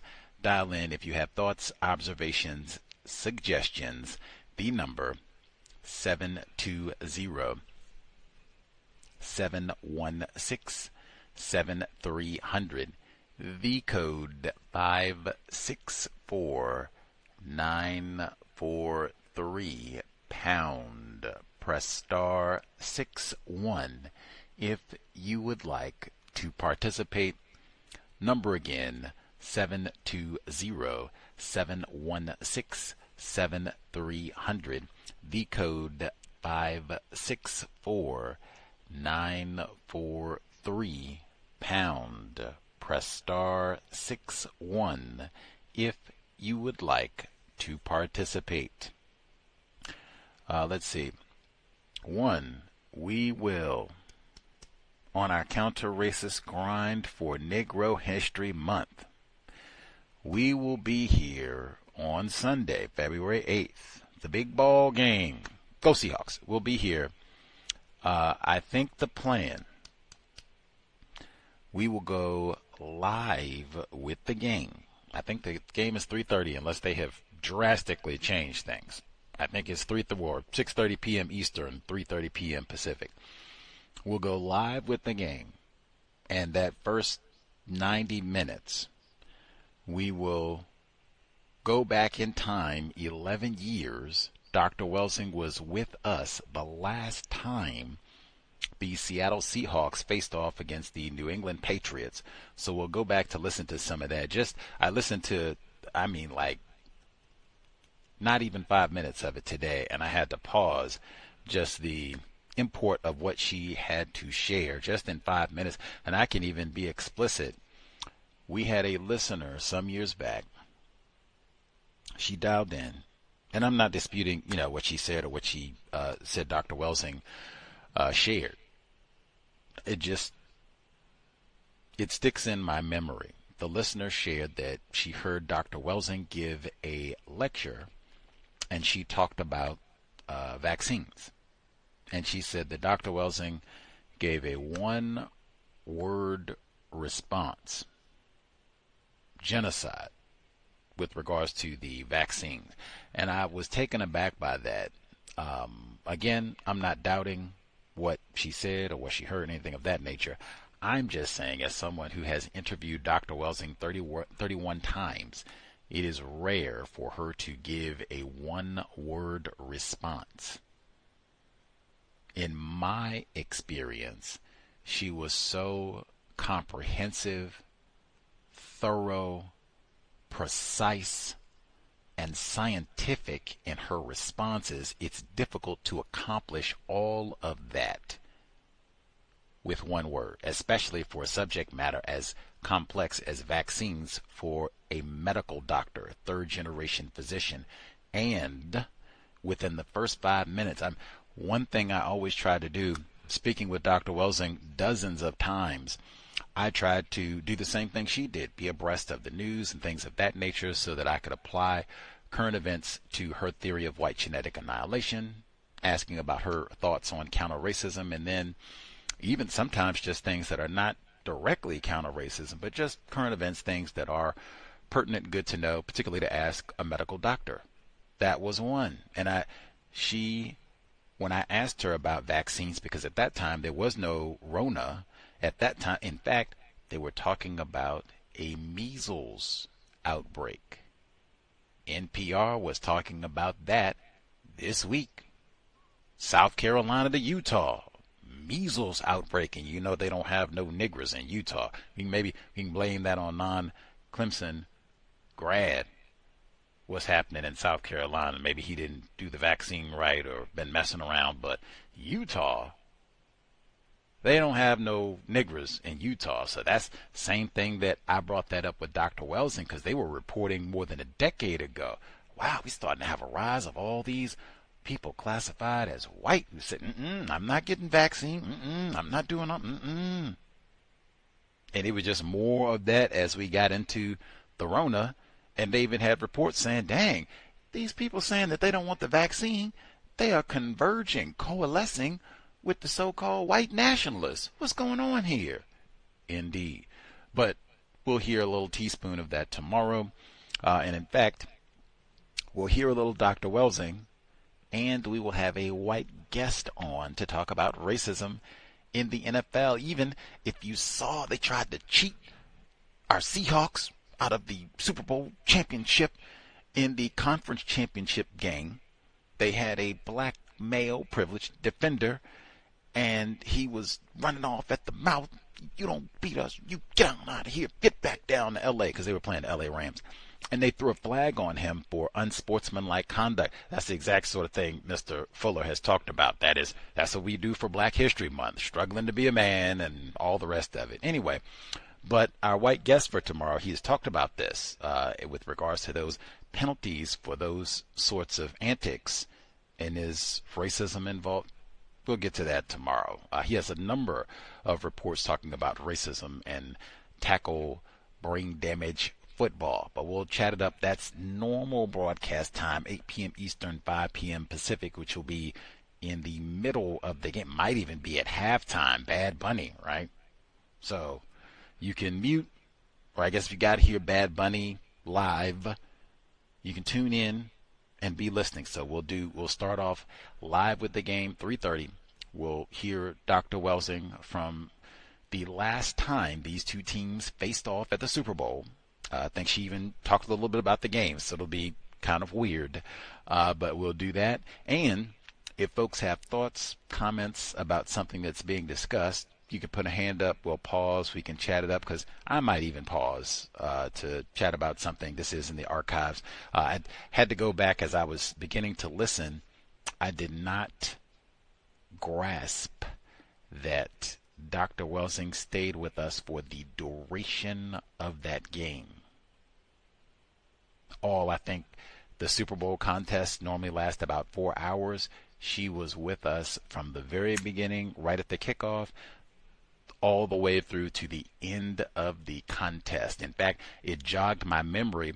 I was not even aware who won, who lost that game the last time we played the Patriots in the Super Bowl, because I was talking to Dr. Welsing.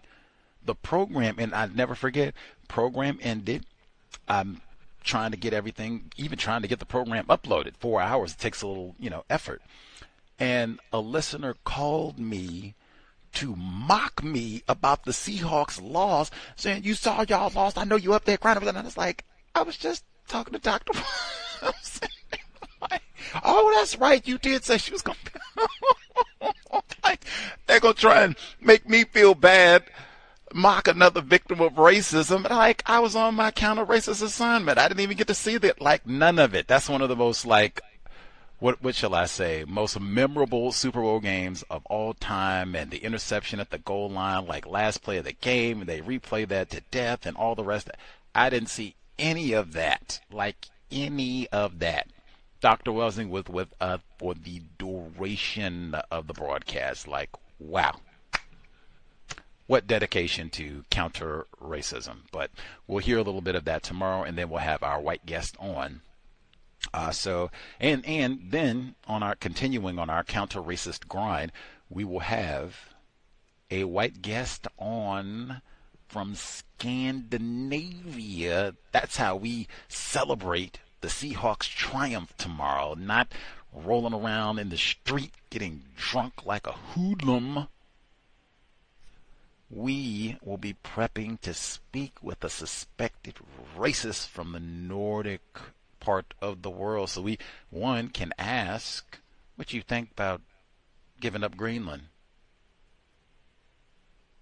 And then we'll get to this Scandinavian white man wrote a book about Anders Breivik and white supremacy, racism. Matter of fact, it reminded me, we talked about Anders Breivik with Dr. Frances Cress Welsing. She paged anything happen in the world. This white man and wrote a manifesto and go out and kill all these people.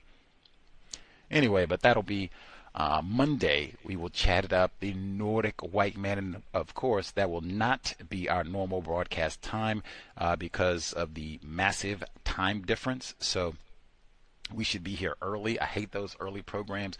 We should be, but that, hey, what I hate more, the system of white supremacy. So we'll be here gleefully with bells on, as they say, metaphor, 2 p.m.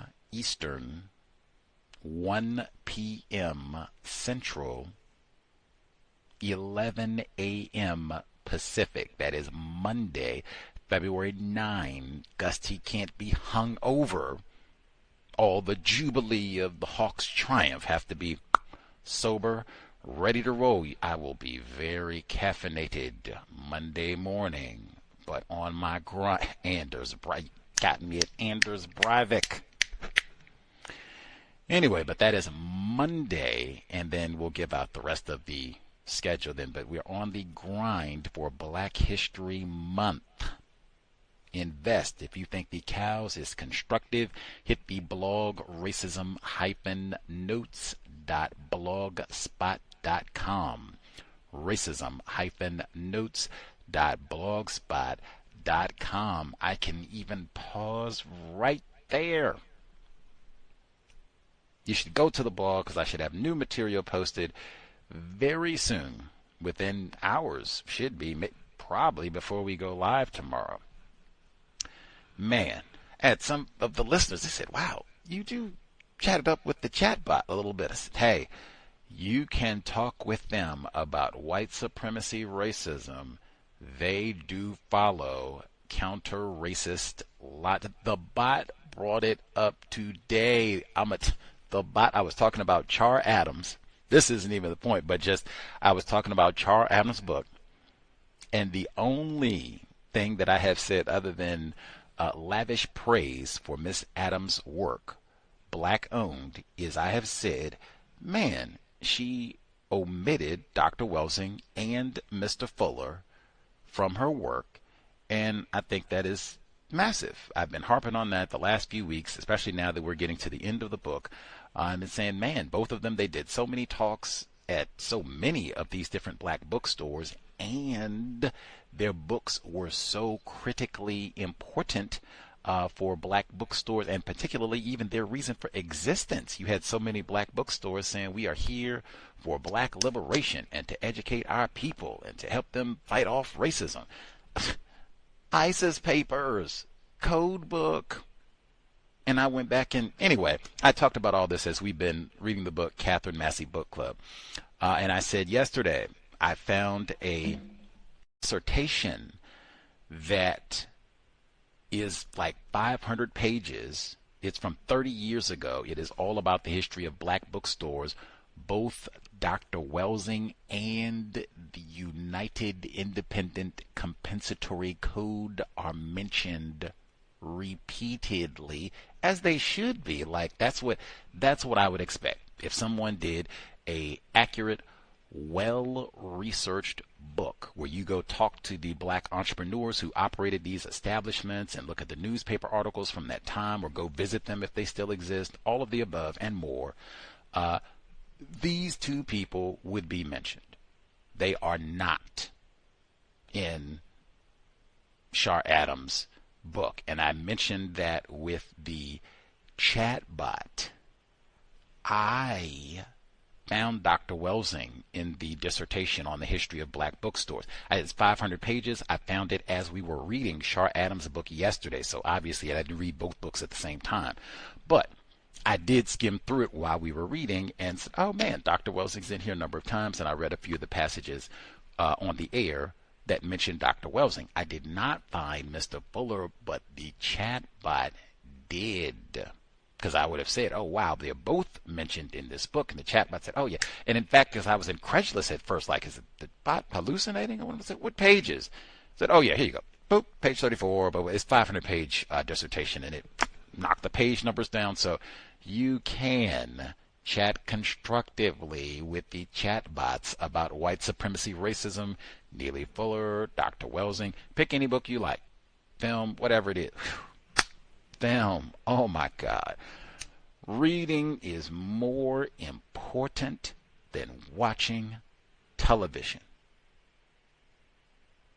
Full stop. Now, if you're going, or when you watch television, it should be an active experience, meaning don't just veg out on the couch and watch it. Oh, it was a lot of racism. Something like, man, I said that for a long time. Video, podcast, review, something. Like, I've read counter-racist reviews, like more than 12 of them.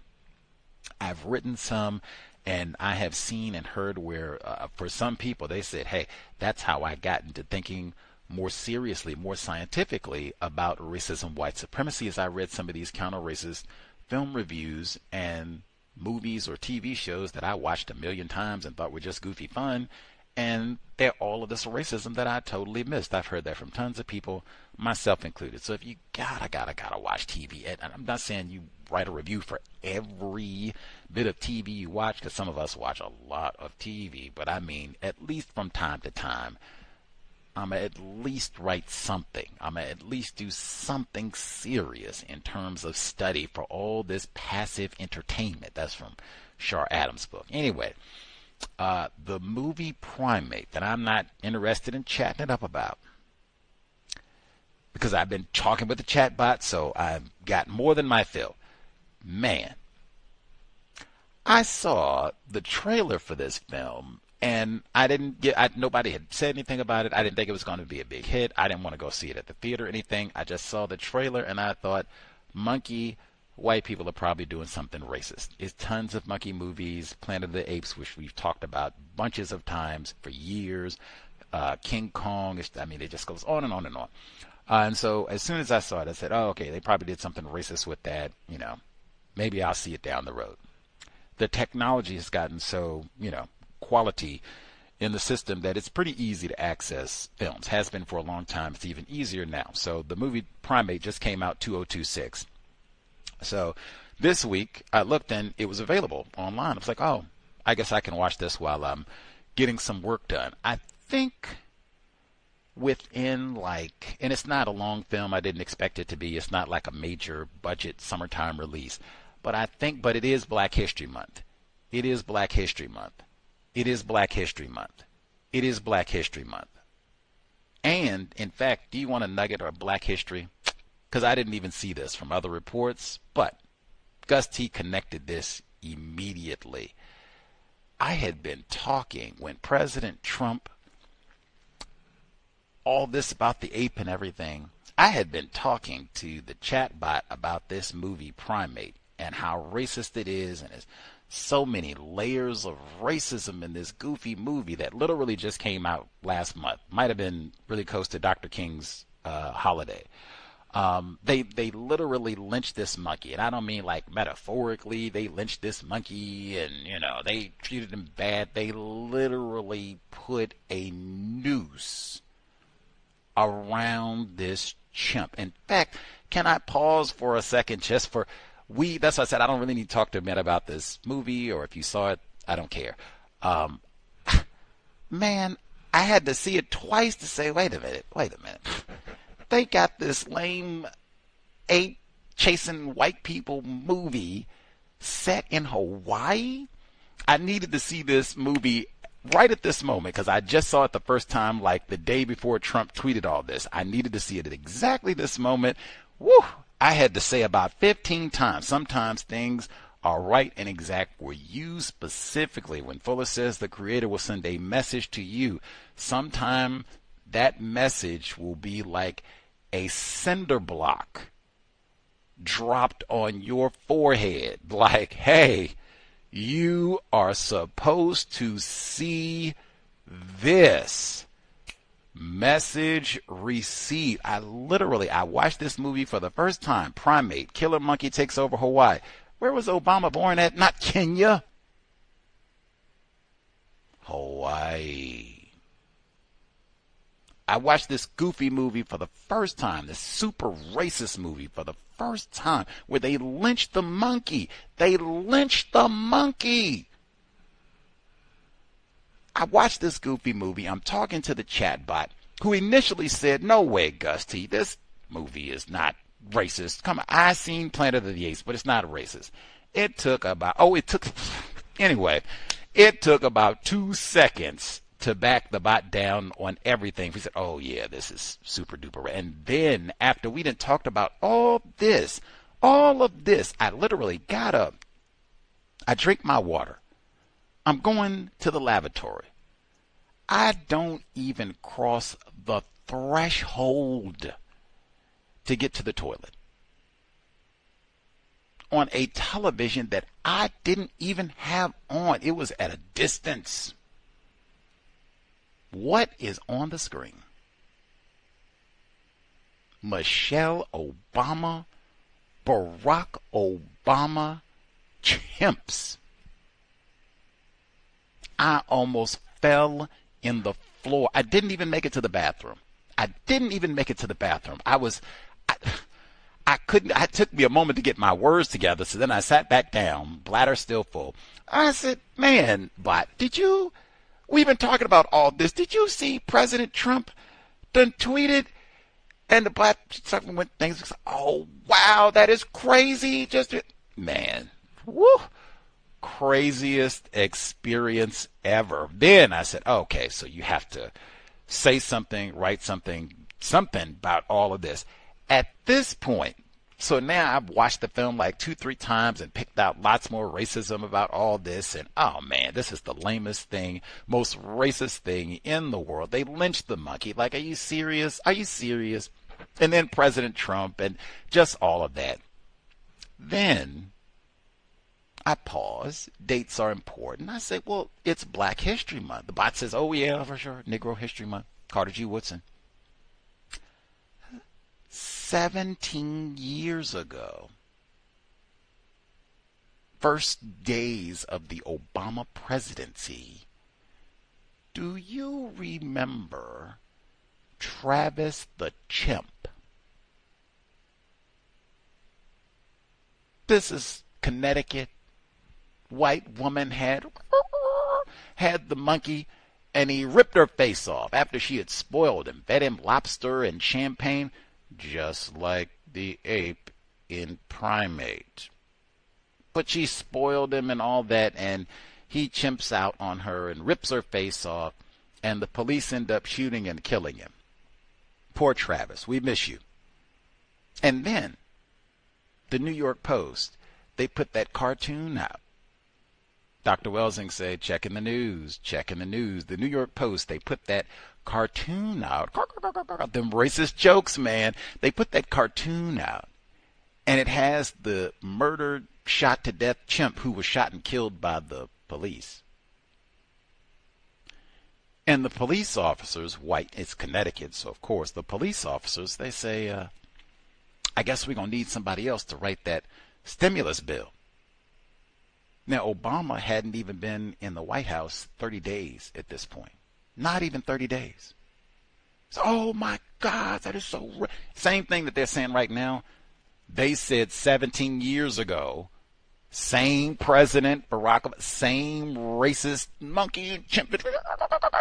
And I said, man, this is 17, not to the day quite, because that was, by the time they put the cartoon out, it was about a week or two later.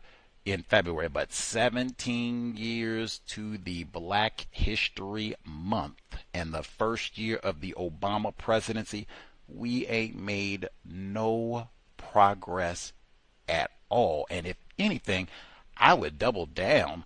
I think Trump probably saw Primate. I saw at least the trailer. He likes that sort of thing, Planet of the Apes. He probably saw Primate, which is totally a lynch fantasy for Obama. The monkey speaks well. Anyway, that'll be written up in detail tomorrow. But, man, all I can say for anyone is confused, and Jennifer Eberhardt, I had to cite her research in my work. We've talked about her many times. I had private conversations with Dr. Welsing about her research, and Dr. Welsing said, you should contact her and see if she should come on the program, which I will do, Dr. Welsing, but woo! Dr. Jennifer Eberhardt's research, Not Yet Human, where she talks about how white people and non-white people reflexively associate chimps, like the one in Primate, with black people. Not black, brown people, with black people. Say not all white people is racist. Well, they all see black people as monkeys, and oh my God, Neely Fuller Jr. Can I play that one more time? Because, oh my God, I am so thankful for that moment when it happened. I am so thankful. That is audio I have used here for over 15 years for so many reasons. And I remember exactly how it became that 2-minute snippet. We were talking about Planet of the Apes. And specifically, and I told this to the bot, the Planet of the Apes franchise, which is valued at over $2 billion and has been in existence for nearly 70 years, that franchise had been dormant for over a decade until Travis the Chimp Obese. That's February 2009. By August 2011, the franchise has been rebooted. And I think we've got at least 3-4 of those films since then, since the Obama presidency. They released, I think, at least 2 of them while he was in the White House. And when they rebooted the franchise in 2011, we had a guest on the program, white guest on the program, to talk about Planet of the Apes. He wrote a whole book about it. But they released that film right. It was either on the day of Obama's birthday or the day before. It was August 2011, so it would depend, they have different dates for release depending on where you are geographically. But it was right the time of Obama's birthday during the 2011 calendar year. But that is the moment when I started playing this here audio of Neely Fuller Jr. This is what white people think about us. And from the late 1960s, after the death of Martin Luther King and the riots and the upheavals and all like this, and black people with their fists in the air and all like that, and trying to stumble and fumble and find their way and get focus, the white supremacists made a blueprint and put it into action. And that is, I'm going to have these people so confused, they don't even know what they started out to do. And by the late 1970s, they had just about completed it. And we've been on that ever since. And you mentioned something very important. They are more comfortable than ever. But see, it's like making gorillas comfortable in a cage, or monkeys, or pandas. You still got them in a cage, but they're comfortable. See, so give him some bling bling. It's like giving an animal a brand new car and training the animal to ride up and down the street in it. And then you stand back and point at the animal. Like one white man said in the late 1950s. He said he doesn't care what kind of car a Negro has. He said he's still a nigger. And when he rides by in a shiny car, to him, it's just a monkey in a car. White people built a car, put a monkey in it, trained the monkey to drive the car, so now you're looking at a monkey in a car. See, but black people don't see themselves that way. But this is how the white supremacists see us, and they are the ones who run our business. And we have to know that when they look at us, that's what they see. That's what they see. That's what they see. And at a subliminal level, what they see begins to spill over into our brains so that we, at a subliminal level, see each other that way. Context of... And indirectly see ourselves that way. My bad, Fuller caught off his last bit. Context of white supremacy. Man, the monkey in Primate isn't a car. And in fact, in one of the critical scenes in Primate, the white woman cannot correctly operate the key fob to escape in the vehicle. The monkey is able to correctly operate the key fob to block the escape. I said, oh my God, Fuller is just the monkey that has been trained to operate a car. It's still a monkey, which the weather for sure. Still a monkey. Still an old Obama. Still a monkey. Well spoken. Still a monkey. Very important. And I cannot emphasize enough some of those reports and saying that this is Trump's racism. And no. That is not what Dr. Jennifer Eberhardt said. She said everybody associates black people with monkeys. She won a Genius Grant. Everybody, and white people are especially, primed about it. Not yet human. She wrote a whole report about this. This is not no isolated. Fuller didn't even seem to be suggesting this is some, oh, it's just Trump or what. Nah, man. That's what they see. That's what they think. They plural, isn't it? Don't be confused. It doesn't matter how many degrees you have. He was president. Obese was president. It does not matter how much money you have. You are a chimp. And not even a well-behaved chimp.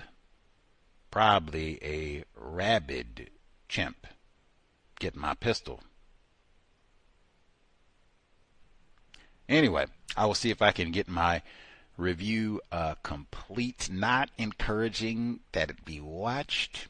Not at all. If anything, I am saying there should not just be all this passive TV viewing. I do not think that is a constructive investment of your brain computer. I think you can easily, and I would even encourage you at least write a review every now and then, because I think it's important that we, victims of white supremacy, that we work on our writing skill, like serious writing skills. One of the segments on reading talked about we do a lot of texting, and that's true, but that a lot of those text messages, at least what I've discerned, a lot of our texting is emojis, profanity, abbreviations.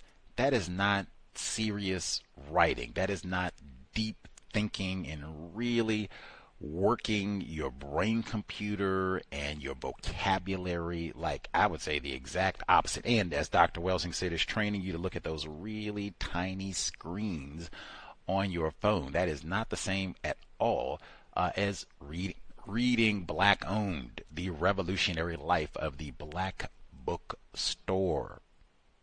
It's not the same at all. So we do not need more TV watchers, but definitely if you're going to watch, do some writing, or like I said, you could do some sort of project, but just make it so that it's not such a passive, vegetative experience all the time, which we frequently do. That's it. The segment, I will say quickly, the segment on reading that we heard, or the lack thereof. They said in that segment, if you read more than, or if you read even one book, you are in the so-called minority. I found that stunning. Like a book, like so few people read that you are special, even if you just read one book. That is, that is amazing to me. Like, I don't look my nose down at anybody. If you read 100 books, if you read one book, you know, hey, reading, we still have so much to learn. Try to see if you can read a little bit more as we go into 2026. But man, like, it's that bad that just you have hordes of people who do not read any books at all. Well, hey, I can only say, if that is the case, and they gave all the reasons, lack of attention, time, blah, blah, blah. If that is true, people classified as black, who they've said for years that there is all kinds of test score disparities and reading comprehension disparities and every other bad disparity, academic disparity that you can think of, there would be no reason for me to think in that sort of environment that you have a large number, or that it would be a part of so-called black culture that we read. I don't think so at all. I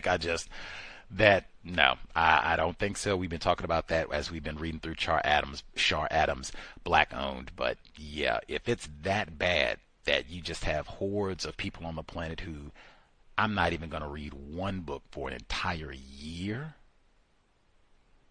Wow, I really think people classified as black, at least in this part of the world, we are probably in that group of not reading any books at all. It's no reason. Based on the people classified as black that I've been around, like contact with, and black people that I talk to, and us still being victims of white supremacy, no, it is no reason for me to think the opposite at all, sadly. Catherine Massey Book Club, 8 p.m. Eastern, 5 p.m. Pacific, Fridays. Wrap up Shar Adams' book this week. I'll get a few of the thoughts I had on some of the tidbits that we heard in the audio segment. And then, folks, star 61 if you have thoughts, observations to share. I would encourage folks to make sure that you share with your children President Trump calling the Obamas monkeys, because that is what white people think about black. Fuller said that. Fuller, that's why I play that all the time. That is what white people think about black people. You should make sure, share that report. If you have non-white children, I'd really say any age, you should share that with your offspring, because it is true. In fact, the bot pushed back when I said that initially, when I said that the film Primate was deliberately racist. That stopped rather quickly. The bot did not push back. When I said white people collectively see black people as monkeys, there was no resistance at all. And I think that was both before and after Dr. Jennifer Eberhardt's report. And you could even do that. Like, you could take that dissertation about the history of black bookstores, you could just upload it, and the chatbot can summarize it and go through. If you can't find something, it can find it, all that good stuff. Like, it can be very helpful for getting work done. But yeah, you can upload things and do constructive activity, I will say. That's it. The report about the toxins in New York City after the 9/11 collapse of the towers, it immediately reminded me, I think it was Mama C, she talked about after the wildfires in California, which we also heard about, were they being truthful about the dangers of inhaling all these chemicals, and they're still doing tests and studying the health impacts, respiratory impacts of inhaling all that debris and everything else associated with those fires.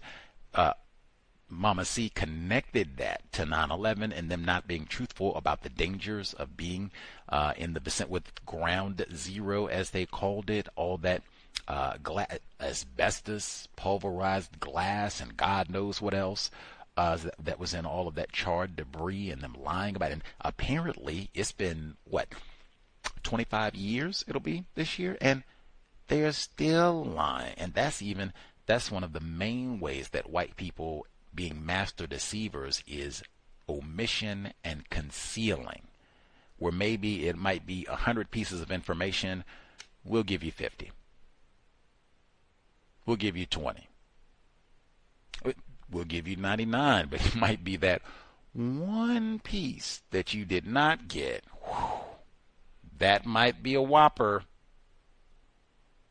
That sort of thing. They are masters of that. And you can do that sort of thing when you control information, release it piecemeal, a little bit here, a little bit there, or just keep people perpetually confused, particularly about serious things like their health. I think they said more people have died from all the health problems afterwards than were killed the day the towers fell. Now, come on. Let's see. Talking about the California wildfires, Pastor G. Kennebrew took his church and using it to disseminate resources and assist victims of the wildfire. We spoke with Miss High, Octavia's Bookshelf, black bookstore, California, where she was doing the same thing with her business, not selling books. We're here trying to help people and provide resources and blankets and reading glasses and water and whatever else, that charging phones, all the rest of it. So many stories like that of black Californians looking to combat racism and looking to do things to provide immediate assistance to non-white people. And it sounded like Pastor Kimbrough was trying to help everyone. In fact, he used my famous phrasing, or the famous phrasing, is not mine, that he said, didn't care if you black, white, red, purple, and all the rest. Victims Guaranteed Qualified, VGQ. If I ever see a purple person or blue, certainly if you are blue, or if you see anyone who is the color blue, I think that's a medical emergency, right? Might mean the person is not breathing, or it could be other serious issue. That is not something that just, oh, you blue today, Ted. Okay. Like that is not a correct, healthy response. That's not even a logical response. So hopefully that's another phrase that we help everybody. That's all you need to say. With Pastor Kimbrough, Victims Guaranteed Qualified, he did say, and this is something we talked about before, because Gus T thought it was very important to talk about the black people who were victims of the wildfire in California, where they mentioned to Mr. Kimbrough not all of the warnings about the potential dangers of these fires. Everybody didn't get the warnings at the same time. And Pastor Kimbrough, privileged black male, he said, well, I don't want to get into conspiracies about all this. Victims Guaranteed Qualified. One, that's why Dr. Welsing, she said, you should not talk about racism if you've not read Racial Matters, the FBI secret file on Black America from 1960 to 1972. White people conspire about their Negras all the time. And this is something that is documented evidence. Unless I have been misinformed, we've had guests who came on and talked about this, and I think this was in the LA Times. The region of Altadena, where the people classified as black live, where they are predominantly allowed to stay, or at least before the fire, they did not get warnings at the same time as the white people did. The houses where white people live, they got notifications that, hey, you're going to have to evacuate. This fire could be deadly and burn down your property. Get out of here. They got that notification hours earlier. That made an enormous difference. And we talked to victims. Some of these folks were elderly.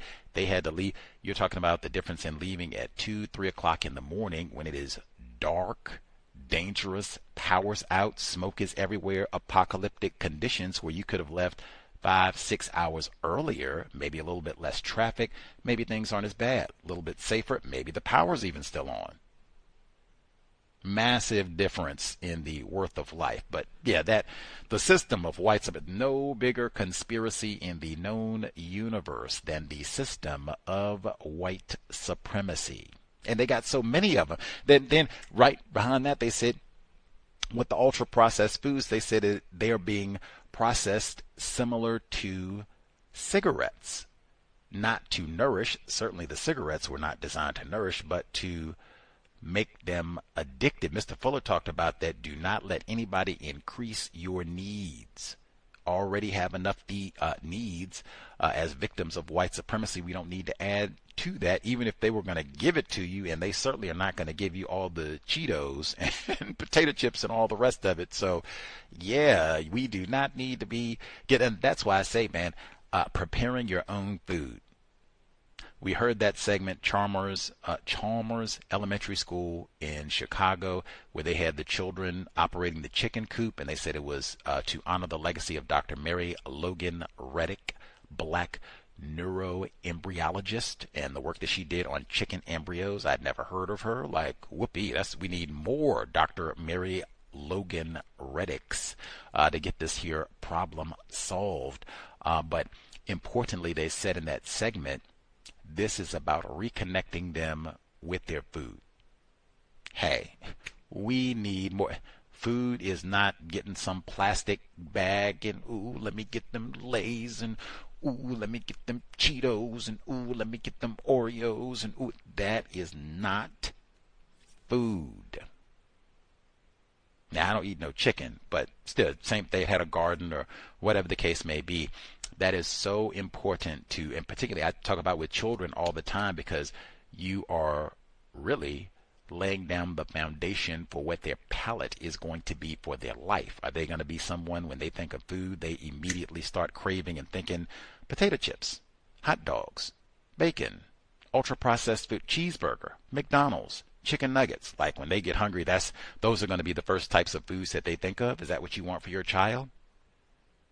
If you do not, get in that kitchen and do some cooking. And importantly, too, not just about money saving, but also all those plastics. They talk about that and all the other contaminants. You can greatly minimize all of that by minimizing eating out and all those pre-packaged, ultra-processed foods, because they're wrapped in all that plastic and God knows else. Get more fresh fruits, veggies that you can prepare yourself. Way healthier and sets a much better, more healthier example for your child, really everybody in the household. Kudos to Chalmers Elementary. And then we heard, I guess, the work against the Islamic Academy of Alabama. They said that one of the people posted and said that the Islamic Academy of Alabama is flammable. You gonna burn up the children because they Muslim? Assalamu alaikum. Don't that mean peace be unto you? You got a demonic spirit. You said, I don't care what they would have. I mean, I don't like traffic and loud cars and all of that. I'm no fan. That's it. I don't ever remember. Dr. Wilson complained about that school that was next to her property in D.C. She complained about that for years, and people even, some suggested that that might have contributed to her demise at the end of 2015, beginning of 2016. I do not ever remember her saying, oh man, we need to burn this school down, or anything of the sort, even suggesting any sort of harm to them or bad wishes. None of that. She just wanted to keep the racket down. What do you mean? Think these little Muslim children would burn up nice?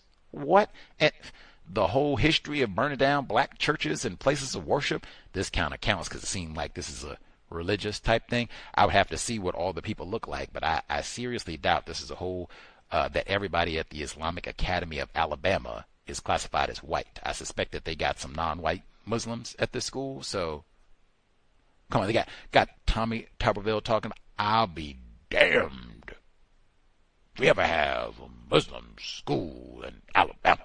Like, really? Like, I thought freedom of religion, like, what? You can have the Klan in Alabama, but you can't have a Muslim school? Whew, man, I thought the Constitution got protections. Come on. Anyway, let's see. Number again, 720-716-7300. The code 564943 pound. Press star 61 if you would like to participate.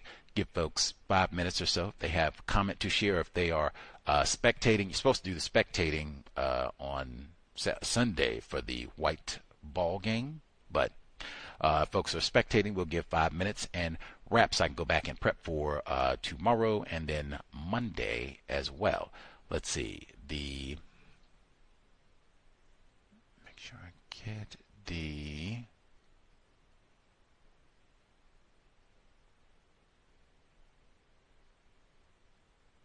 The federal judge. I was reminded of Jane Elliott when they talked about the Haitian immigrants and President Trump trying to end their temporary protected status, TPS.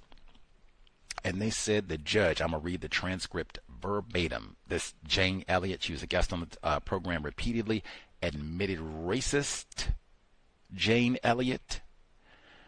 The transcript reads, a federal judge sided with that view yesterday in a challenge to the Trump administration's move to end TPS. D.C. District Judge Anna Reyes wrote that the decision appeared driven by hostility to non-white immigrants, and she called the termination of TPS preordained and not based on the realities on the ground in Haiti. I thought Jane Elliott through and through. Jane Elliott, admitted racist, came on this program, and one of the ways that she deliberately practiced white supremacy was to insist, try to force me, you are not going to use the term non-white. That is not allowable, and all of her logic about, oh no, you can't say non-white, you're centering white people, and you got to say person of color, or whatever she thinks is the correct term to use. Judge Reyes, make it plain. This is driven by so-called bias. This is driven by hostility to non-white immigrants. Make it plain. Make it plain. This is because they are not white. There is no more. You're making it seem like the problem is that they're not white. Yes. You're making it seem like white is the standard. Yes. That is exactly the problem that needs to be highlighted, and there is no better term in this context. Non-white.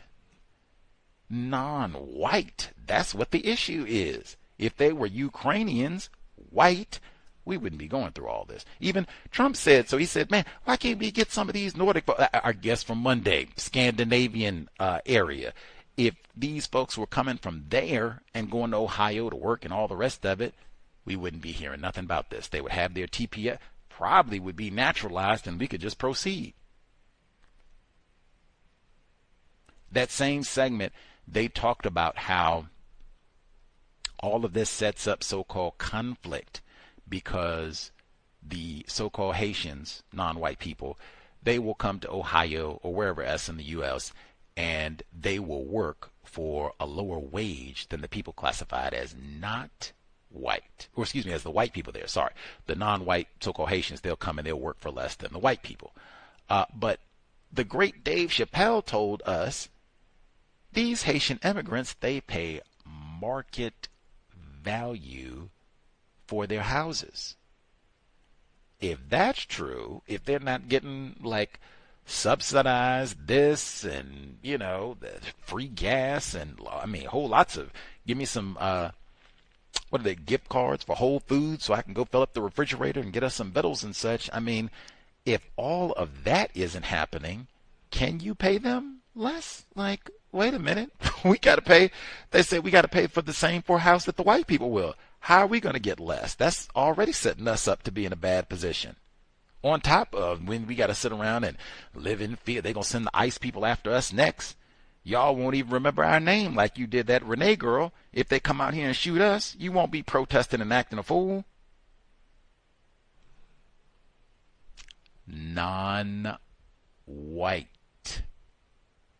Make it explicit. We heard from Harry Dunn as well, former Capitol Police officer. In fact, we read his book, Standing My Ground, talking about his experience on January 6th at the Capitol for the white supremacist insurrection. He talked about running for office before and unsuccessfully, and I thought then, like, wow, he wrote this book and he was talking pretty explicitly about racism, which he still does. Doesn't sound like I don't know if he's read Mr. Fuller's work or not, Victim Guaranteed Qualified, but I said, wow, I don't know. People classified as white, I don't know if that's based on Primate and Obama. You're just another monkey. So yeah, not trying to support you either. That's what I would think, especially after you wrote this book and everything. Might be some of your constituents, maybe they were down during the insurrection, I don't know. Anyway, he said he's gonna, go for round 2, which I applaud. Persistence will be needed, but it is challenging for me. And Harry Dunn, he is a large black male. I think he played football, he told us, at James Madison. So it's challenging for me to see a large number of people classified as white supporting a large, burly, dare I say, gorilla. Not trying to be offensive, but that's what we've been, Planet of the Apes and all. But it's difficult for me to see a large number of people classified as white supporting him, especially you've been talking about racism like this for all that, like, ooh-wee.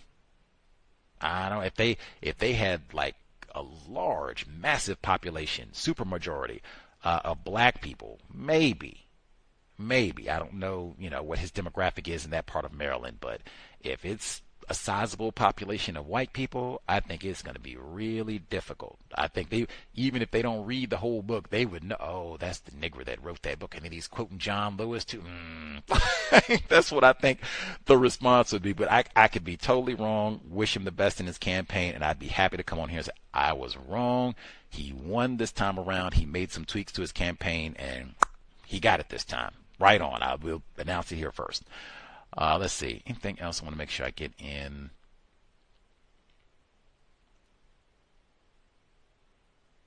Oh, and they said the ultra-processed foods are heavily advertised in non-white areas.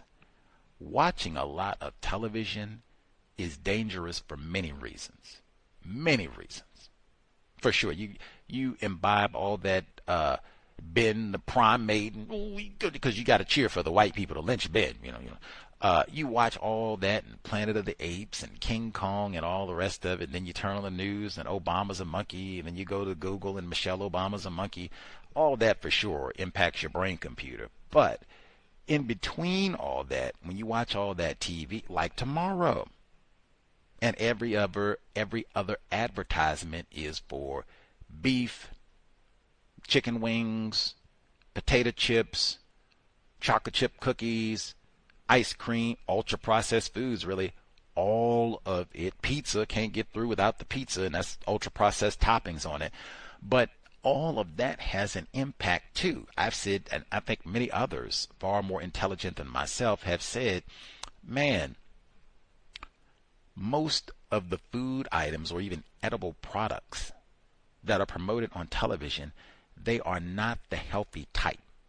They are you generally are not going to see, or I've never seen, Brussels sprouts advertised on asparagus, broccoli, carrots, bok choy, beets. I've never seen any of these items advertised on TV. I've seen everything I just said, Chips Ahoy, Cheetos, all that stuff. I've seen advertised like tons, all over the place, all the time. Cereals, all the bad ones, got all the sugar in it, all the time. All the soda pop, forgot all that, all the time. Alcoholic beverages, how could I forget that? Like all of that stuff, all the time. That has a massive impact, seeing all of that material, and particularly at a young age. I've said for years, like, hey, if you're an attempted parent, do not have your child in front of that TV tomorrow watching the game. If it's going to be, if you're having people over, so it's like a big party, like, oh man, if you're a young child, all of that gets imprinted in their young brain computer. We were here and it was so much excitement and so much energy and we had such a good time and there was so much food and I was around my parents and we spent the whole day together in the house and it was great. Maybe some of my other family came over and blah, blah, blah, and all that. And so we got to do that again. That becomes an annual event that we have to replicate. Same with like Christmas, that we just went through. All around brain damage, drinking, violence, racism. Come on. We could do way better, way, way better. Even if your child doesn't, hey, I'm going to get out there and play, see if I can get on the, high school team or the middle school team or whatever it is. You got tons of black boys, victims of racism, and a good number of black females too, all of the time and energy on the video games and fantasy football, and you got to watch the games and all of that. We could have read one book. I didn't say the whole library. I didn't say they had to write a book. All of that wasted time, 4 hours tomorrow, 1 hour could have been reading a book. 30 minutes could have been reading Mr. Fuller's book. Any book. Not glorifying brain damage to mostly black dudes.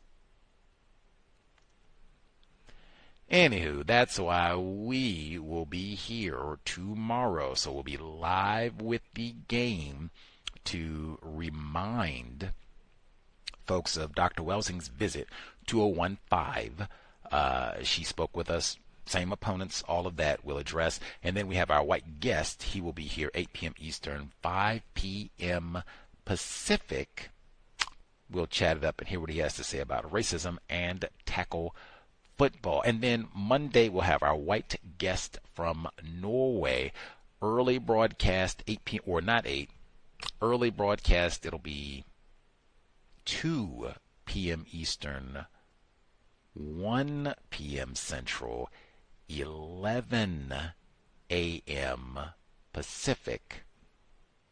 This Monday, we'll have our guest on from across the pond. Again, we'll see what is up with Greenland and Anders Breivik, white supremacy, racism in that part of the world in general. That's it. Oh man, they said on the New York Times right now, just posted today, says reaction to Trump's racist post shows he is not always immune to politics. With the midterm elections nearing, President Trump has found himself in the uncomfortable position of backtracking, even if only by degrees at key moments. I don't even know what that means, but no need to. I think they had offered that fake lie that another staff member put it out and all that. Don't be deleting and all that. Brother Elon let you back on X. Stick by what you did. The Obamas is monkeys. Everybody, remember they were doing the Curious George shirts. Remember that? Maybe we got some people who are too young, but back when Obese was running for the White House the first time around, they were doing the Curious George shirts and such, and bananas and all that. People said, what they doing? The curious? Isn't that the little monkey? Are they calling Obama a monkey? Oh, that's before he even got to the White House. That's before they had any reason to be upset. We want to see him fail and all the rest of it. There's no need to backtrack. I will say that I do appreciate it is a minor change, and I do mean minor. I have seen many outlets classify this as racism. Now, that's why I said it's very minor, because Trump is someone who, one of the very, very few people classified as white who will routinely be branded as racist. But even still, this is a minor improvement. For many, many decades, it would have said something like reaction to Trump's controversial post, reaction to Trump's insensitive post, reaction to Trump's crude post. It would have been a lot of other adjectives used as opposed to racist. Again, non-white, racist. Use of correct terms is very important, and it is very uncommon in a system that is primarily maintained through deception with words. Absolutely. Anywho, we'll be here Sunday most immediately. So early, same time as the game. Unless it's changed, we should be here 6:30 p.m. Eastern, 5:30 p.m. Central, 3:30 p.m. Pacific. We'll go back and re-listen to Dr. Welsing's visit from 2015 this time. Folks can put a hand up, let us know if you have commentary, something you'd like us to think about from that archived recording, and then we'll have our guest join us normal time, still during the game, 8 p.m. Eastern, 5 p.m. Pacific on Sunday. For sure, for this week, I guess tomorrow and this weekend, because people do the whole, shindigs for the whole weekend and such, sobriety would be best under conditions of white supremacy. If you got to go to a Super Bowl party or something like that, man, you do not, and especially because it's going to end, it'll be dark. You do not want to be out on the road and under the influence and get stopped. Bad. I don't know if they'll have sobriety checkpoints, but man, if you gotta consume during the game, maybe stay at your residence so that you can do so. Maybe skip the sports bar so that you don't even want to be around a group of people at a sports bar drinking. Lots of people will be wagering on the game tomorrow, so you never know who bet the whole year's rent on the outcome of the game, is going to be mad and sweating and under pressure and all the rest of it. So I would say try to stay safe for tomorrow, and one of the ways you can do that, drink some water, keep it sober.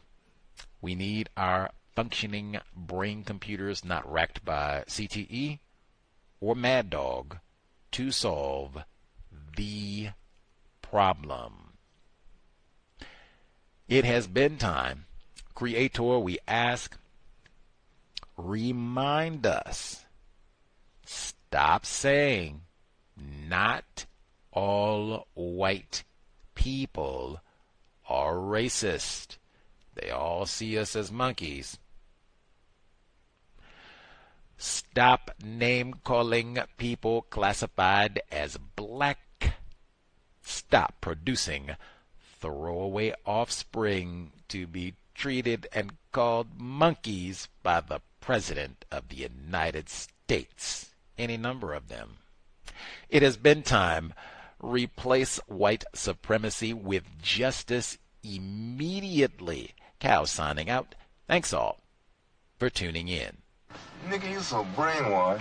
I'm a victim, brother. No problem. You're a victim. I'm a victim of 400 years of conditioning. Shut up. The man has programmed my conditioning. Even my conditioning has been conditioned.